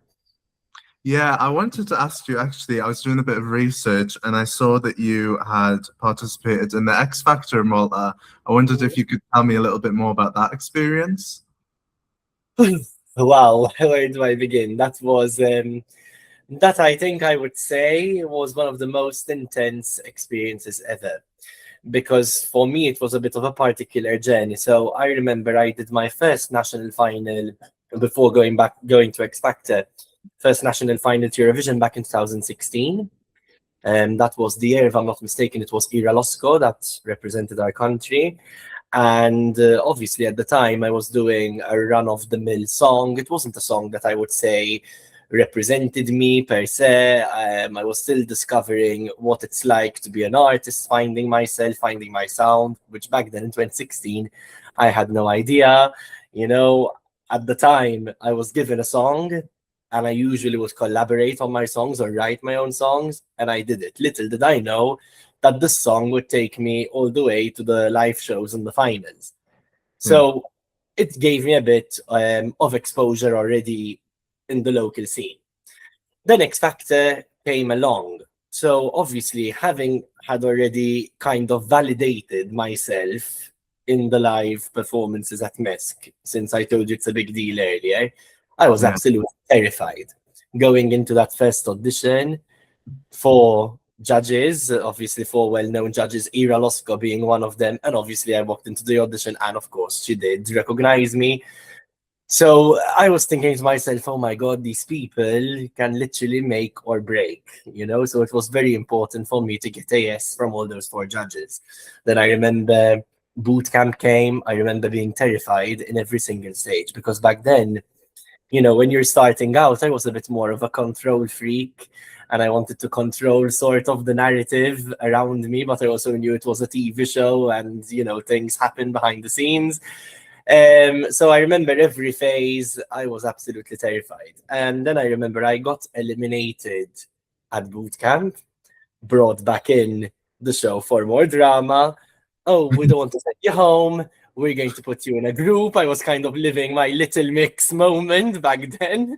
And I was like, okay, I had a feeling what was coming, because obviously looking back at it now, I think it was the right decision, because I wasn't ready to be a solo artist, the solo artist that I am today. And I was with this group, and we went all the way to the 6-year challenge until, nipped in the bud, we lost our seat. Literally, I remember towards the end. So it was very, very heartbreaking for us. But I remember Judge Howard Keith coming up to me backstage behind the scenes, and, you know, had a very deep and personal conversation about everything and what my direction should be going forward. And ever since, I didn't stop. I was releasing music. I fought back. I came back to the national finals. We'll discuss that, I think, going forward. And now we're here. And looking back at your career, obviously you've mentioned that you were in the selection for Junior Eurovision, and then of course you've been a MESC 5 times now. Was Eurovision always something you aspired to be in? I would be lying if I said no. I mean, in my country, not just in my country, I know in many other countries in Europe it's quite a big deal. Yes, in my country I would say there is this obsession with Eurovision. I never wanted to see as Eurovision just being the only vehicle for my entrance into the music industry overseas, but Eurovision does have huge visibility in Europe, and it's definitely a great footing into the door towards the actual industry, because obviously then there is a life after Eurovision. So yes, I would say it is definitely, it still is, till this very day. I mean, 5 participations later, I know I'm not the only one. I know I won't be the first or the last one in my country who has tried so many times to get to that stage. But yes, you can say it's definitely there. Yeah, I think that's what I love about your country. Like, I've already interviewed Jessica, Grech, and Stefan Galea from Malta. But I just love that, you know, a lot of you will not give up. Like, it doesn't matter how many times, you'll just keep trying. I mean, especially with Mariana, she kept trying and then she got there. And I think that's what's important. There are many examples, of course, as you said, there are many examples. Mariana, I remember, on her 5th attempt, there has been so many. Claudia Faniello, I remember, has a very, you know, she had quite a long run in the national selections until she represented us. It is the nature of the industry. Yeah, absolutely. Quite a journey as well until he actually got there. So yeah. And were you always watching Eurovision growing up? Was there songs you enjoyed from Eurovision? Oh yes, growing up, basically, my family, every single year, it was a tradition that they used to have their friends over, they used to have people over. And obviously, of course, from a young age, when you're listening to the song, the Maltese song that's going to represent the country on the radio on a daily basis, 24/7, you know, you start to trigger a bit of a curiosity, what is all the fuss about? And I remember my first Eurovision was back in 2003 that I followed closely with my family. And I just remember being in awe with the Turkish song that year, the song that won Every Way That I Can. I just remember being so in awe with the performance back then, with her staging, which wasn't as it is nowadays. But back then, I just remember being completely mesmerized. And every single year, it just got bigger and bigger. And then I remember in 2008, I wish, that is when I actually started following a bit more religiously, kind of like a bit of a super fan would. And that is when I actually started taking, you know, my music as well a bit more seriously. So yes, as even going back to your previous question, the target and the ambition to actually finally, hopefully, wave my flag for our country is definitely there. And hopefully we can look back at this interview and that happens when we manifest it and say, you know, we're actually there now. Exactly. And I was also going to ask you, you know, you say about Eurovision, how it brings opportunity to go into the global market. Are there any other avenues you might explore in the future, that maybe competitions, talent shows, anything to try and get your music to a new audience? So the one thing that I am doing right now, beyond, you know, the competitive side of things, I'm in the music industry like any other market. It is very competitive, it can be very cutthroat. But what I am doing, besides writing for myself, I'm also writing for other people. It's not the first time that I travel in different countries in Europe. I attend different sessions. My summer is literally going to be jam-packed with sessions already. Before you ask me if it's going to be for the next election, I think I would say, I'll give you a bit of an exclusive.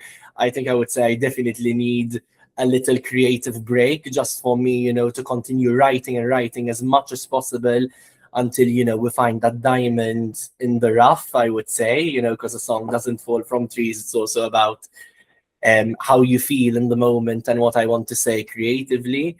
So yes, and regarding talent shows in Malta, yes, there is a particular show which I have a keen eye on. I still haven't 100% said yes if I'm going to do it or not, but I am writing songs in Maltese with the target. If there is one which is, you know, strong enough and that represents me, I would enter our show called Musica Musica, which is a Maltese national festival, kind of like the equivalent of Kenga Magique in Albania, basically. And it is a very, very popular show, I would say, on the same level as our national final to Eurovision. So I think that would be interesting for me. One, because ironically enough, I've never sung in my own language, my own mother tongue in Maltese. Oh, really? There's been a few words here and there, with lub lub, really and truly, but that was only a few sentences. But I'm saying a song fully in Maltese, a current song that actually represents me. So I've never done that before, and it would be interesting to unlock that new market, that new side of me with a new audience in Malta. Because there is, I would say, there's a lot of hunger and enthusiasm for songs to be fully in Maltese. I mean, we are seeing it in our national final, although in our national final, it's interesting. I like it because we tend to mix English with Maltese. I like that bilingual side of things. But yes, there is that enthusiasm. So let's see where it goes. Yeah, that's really exciting. So we'll look forward to hopefully seeing you there if you say yes. And let's go back in time again a little bit, and let's have a little look at your MESC participations. So obviously you mentioned already your first time was 2016 with Light Up My Life. Looking back on that now, you've mentioned, you know, the song wasn't exactly what you would have chosen yourself to go with. Do you think that experience still gave you the confidence to keep coming back to MESC in the future? Absolutely. Look, even though the song or the artistic idea back then does not represent who I am today, I am still grateful for that first stint, because I was 19 years old on the country's largest stage with some of the biggest names in our music scene. So of course it gave me that confidence, of course it gave me that boost, you know, and it prepared me for what I was about to expect in the future. If you ask me about the next participations, of course I came back in 2023 a lot more refined, still not as refined as I am nowadays, but I had a clearer idea and concept then, which obviously spilled over to 2024, 25 and 26. Yes, when I look at my Eurovision journey, I would say it's been a roller coaster. There were moments where I was, you know, really upwards, and then there were moments which were like, so I remember 2016, I made it to the semis. I did not qualify to the final that year for the show happening the next day. But back then, I had no expectations. I was just really, really happy and excited to be on that stage. You know, it was a huge deal. Even if you get to the semis in this country, it's a huge deal. And 2023, of course, after I had spent some time away from the scene, I never really left music. I was obviously at college, I was studying. I never left music, that always remained with me. But 2023, I, of course, had a target. Okay, let's get to that damn final. Let's go. And we did it with Heartbreaker. Went to the final. 2024, I'm not sure if I count that edition, because that edition was a very controversial edition, because our national final was not what the Maltese public know. The Maltese public, you know, wanted the grand national final that we are so used to. And that year it happened in a television studio. Again, only made it to the semi, did not qualify. 2025, because ironically enough, when these things happen, you tend to come back fighting, really fighting for it. 2025, Lab, after NAM, we made it to the final. And I would say that song was the turning point for me. That song actually left quite an impression on the Maltese audience, where suddenly the Maltese audience started looking at Stefan, the artist, and saying, oh, where was he? He's finally coming out of his shell. Okay, Stefan could potentially be a contender in the future.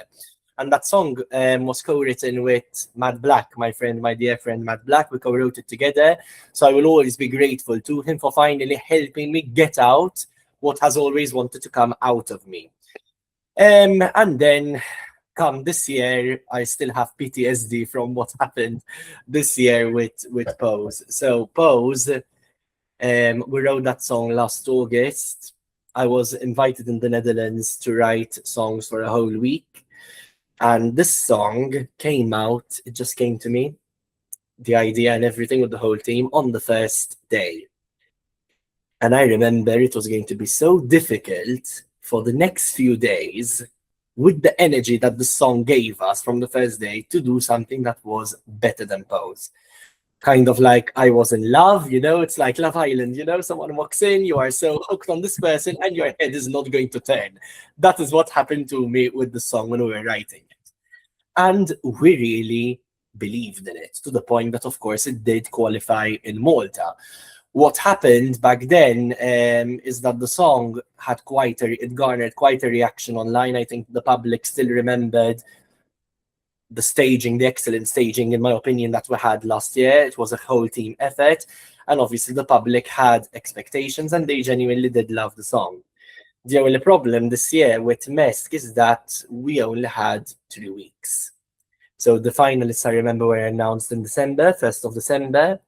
And the show, the first live show, is going to happen on the 15th of January. So keep in mind, we are doing all the preparations during the Christmas period when everyone would be extremely busy. Wow. And it's technically 3 weeks because you have to give the national broadcaster a director's cut by the 3rd week, because then the next few days would have to be planning, you know, for the camera cuts and all of that. So, of course, it was a whirlwind. Would I look back at the performance that we did in January and say that elements of the staging could have been better, could have been changed if we had more time? I would say yes. I mean, with Lab, I remember I had 2 months to prepare that performance. You wouldn't believe me if I told you the amount of changes that we had to do until the audience got to see that final, more refined performance. I believe I took a risk. I still believe I was myself. I do understand that in my country, a theatrical and flamboyant or campy performance sometimes is not interpreted in the best of ways. I mean, we see this in many other countries as well, not just mine. So maybe a bit of foresight on this could have still made it a bit more cohesive. That being said, I'm very happy with the energy that I gave on stage and my vocals. Of course, it was heart-wrenching that we didn't get to the Saturday show. Again, 2016 qualified, 2024, 2023 non-qualified. It was like up and down, up and down, up and down. So it was heart-wrenching because we were building momentum, you know, but I also know that this experience is going to give me once again that fighting urge that I have in me, you know, that fire to. It's not just about winning, it's more about, you know, leaving that impression once again. I believe you're only as good as your last job. So I really, really want to redeem myself. Yeah, I wanted to talk to you about Lab Talk 2025. I remember distinctly because this was the you know, I thought finally, as you've said, you've kind of stepped out of your shell, and we saw the real you. I remember in the grand final, obviously there was the Steadicam camera issue, and I just wanted to ask you, you know, how did that affect you? Did it upset you, or were you like, oh, never mind, these things happen? I think I really manifested that. I really manifested that happening because I remember the Sunday before the final, we were watching, my mother and I were watching together one of the heats of Melodifestivalen. And I was watching, what's her name? That Swedish girl, Mira Amar. And we were watching her perform. I was in love with the song. I really love that song. And I was watching her performance, and I noticed, obviously, the cameraman fell. And I was like, oh my God. I told her if that were to happen to us, you know, you're watching an international national final, whilst at the same time you are preparing for yours in a few days' time. You know, it was the evening after a day of rehearsals, and I was chilling and I was observing what was happening. It was a bittersweet moment for me because on Thursday I was happy with every single thing, and it was bittersweet not because we did something wrong, but because we continued on professionally. That is my job, you know. Whatever happens, we've been mentally trained, you know, always keep on going. Except maybe a few pitcher notes here and there from the shock as soon as I saw him literally slide off the stage. I was a bit disappointed because I'm a bit of a perfectionist. And obviously that particular shot was one of my favorite ever shots, you know, when all my dancers are literally on the screens with the tablets next to me. You know, you have the audience at the back. But at least we have the Thursday's performance to look at and say, we're glad. Exactly, yeah. It's quite a turbulent few national finals, right? Yeah. I mean, I must admit, I screamed when that happens. If one day I manifest holding that trophy, I will say, finally, you know, after all those trials and tribulations, honestly. Yeah. And it was quite an experience. But I didn't want to do it again. They did ask me if I wanted to do it again. Okay. I didn't accept as an exclusive for the simple reason I felt I didn't have anything else to prove. You know, what was in my control, being my vocal abilities and my choreography, I did that to the best of my ability. And I still believe it wouldn't have changed the outcome. Was I happy with that result after the feedback that I got from my country? Absolutely not. And ironically enough, I got more votes from the public than our national juries. And I have to admit, that really did hurt me. It did upset me, to be completely honest. I wasn't expecting, obviously I'm realistic, I wasn't expecting a win. I was hands down rooting that year for Mariana or Victoria. They were mine. And it was a very, very strong addition, I remember, because even for me to qualify to the final, I was on edge, as you probably could see, because it was such a competitive year. I don't remember a year in MESC that was as competitive, not even this year. This year was good, but last year was on such another level. It was crazy. Yeah. And so I was very realistic. I wasn't expecting, you know, a first place, but I was hoping to sneak into the top 10, wherever I would have landed there, you know. So it was a bittersweet moment, but I have no regrets. Genuinely, I have no regrets. And obviously, we've talked about how the format kind of changes every year in MESC. It seems to be a different structure. What do you think? Do you think that there should be 2 semi-finals and a final, 1 semi-final? What's your thoughts? I really loved last year's format. I really, really loved it. I think it was fantastic. It was mimicked on what happens in the international Eurovision. Before, to be fair, we always used to choose 24 songs. We used to have a semi-final and a final. And you would basically have all 24 songs being played in that one night, which I think, in my opinion, would be a bit of an overkill. So this sense, that the songs were divided 12 for each semi. You have a week-long Eurovision. There was such a hype. I remember last year in 2025, it was, a whole Eurovision week full on. It just made things a lot more exciting. Even the running order and the draw, that was actually broadcast live. So things were very transparent as well. This year, they reduced, the amount of semi-finalists. We were down to 18. Obviously, it was even harder to qualify. But still, I think having a week-long show would have made things a lot more interesting. I totally agree. I wish it was like that again. And I hope that they consider doing the format once again like that. I think it was so effective. Plus, 24 songs to listen to as well. Yeah. I'm assuming you would not want it to go back to 2024 when it was in the TV studio. No. No. That was such a weird year for us as Eurovision fans. It was like a complete change. I still don't understand it. That was insane when I look at it. Honestly, I don't know. I don't know how we did it. I was having this conversation with Sarah. Sarah had it worse because Sarah Bonnici had to perform in the first semi, literally, imagine, 4 days after she qualified. How do you prepare for that? Because we are not talking, this is not us singing at any random gig. This is a high stamina event. There are a lot of emotions that are involved. There's a lot of stakes, high stakes, when you have an entire country that's watching these semis. Yeah. And then, to invest so much in your artistry, in your product, and then have a production which is not at that level, especially comparing it to what it used to be before.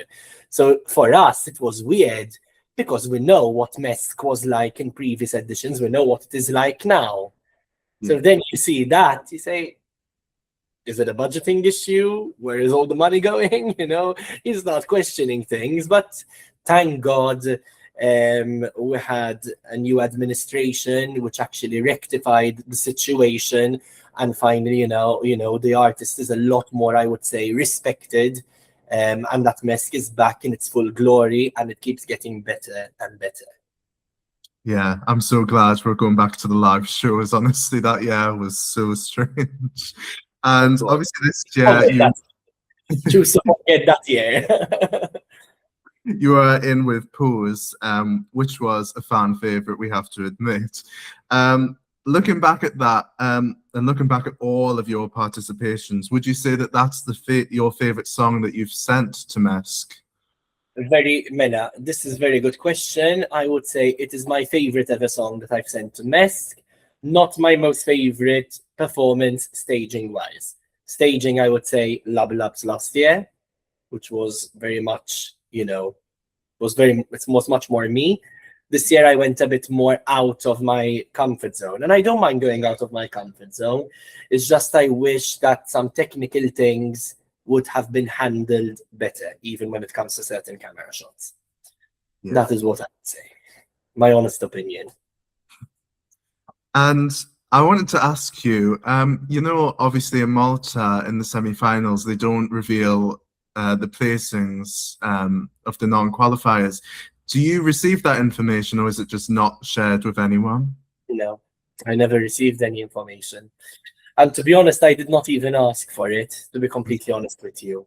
I genuinely didn't. I wanted to close that chapter this year, take some time to heal, and create even further.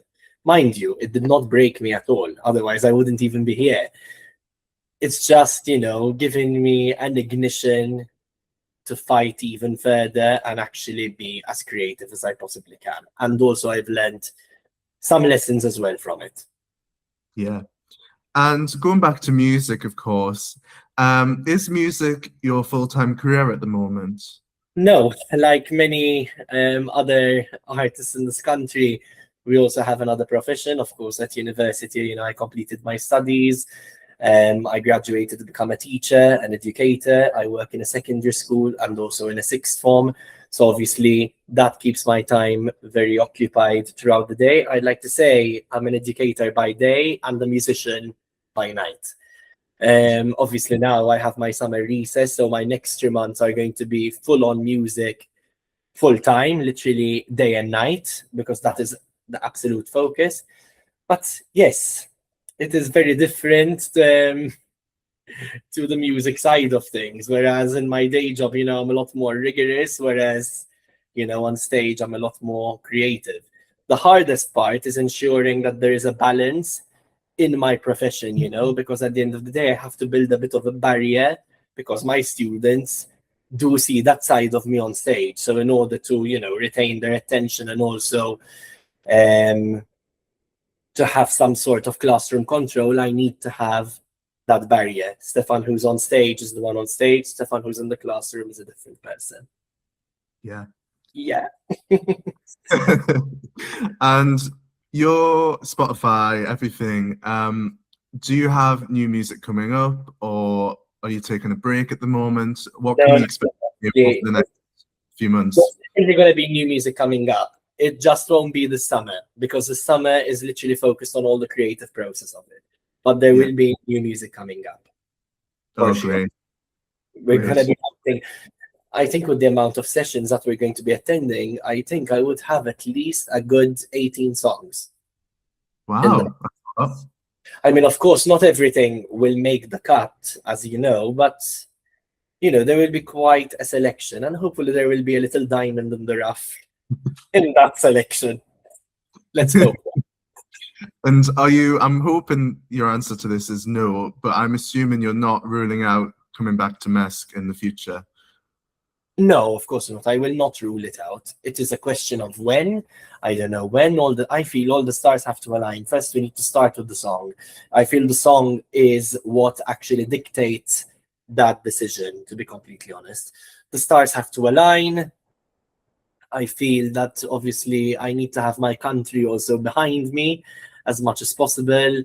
But until then, you know, I will continue working on my brand, on myself, my music. When I feel I am ready, you know, to actually go and do this once and for all, I will do it. Yeah. Well, we will stay tuned and hopefully we will see you again. Did you watch Eurovision this year? Did you have any favorite songs? If you did, what was your thoughts? I did watch. Mela, I need to remember which song. Of course, believe it or not, yes, the song that I was streaming the most was Bangaranga by Dark. Yes, that is very much right up my lane. And I thought to myself, this is going to be one of those songs that does not win the contest, but everyone will keep on loving after. Because I really had this feeling that Finland was going to win, which was also one of my favorites. But I had that feeling because traditionally, those type of songs, I mean, historically speaking, usually win. Yeah. Those type of songs, and even they had a certain momentum around them, where it was looking very likely that they were going to be the winners. Yeah. So this was kind of a pleasant surprise to me, you know, that the Bulgarian track actually won. And I did not mind the result at all. I did not mind that win at all. I really like that song. Me too. I'm so glad it won. Do you have in Malta? Do you have any favorite Maltese Eurovision songs?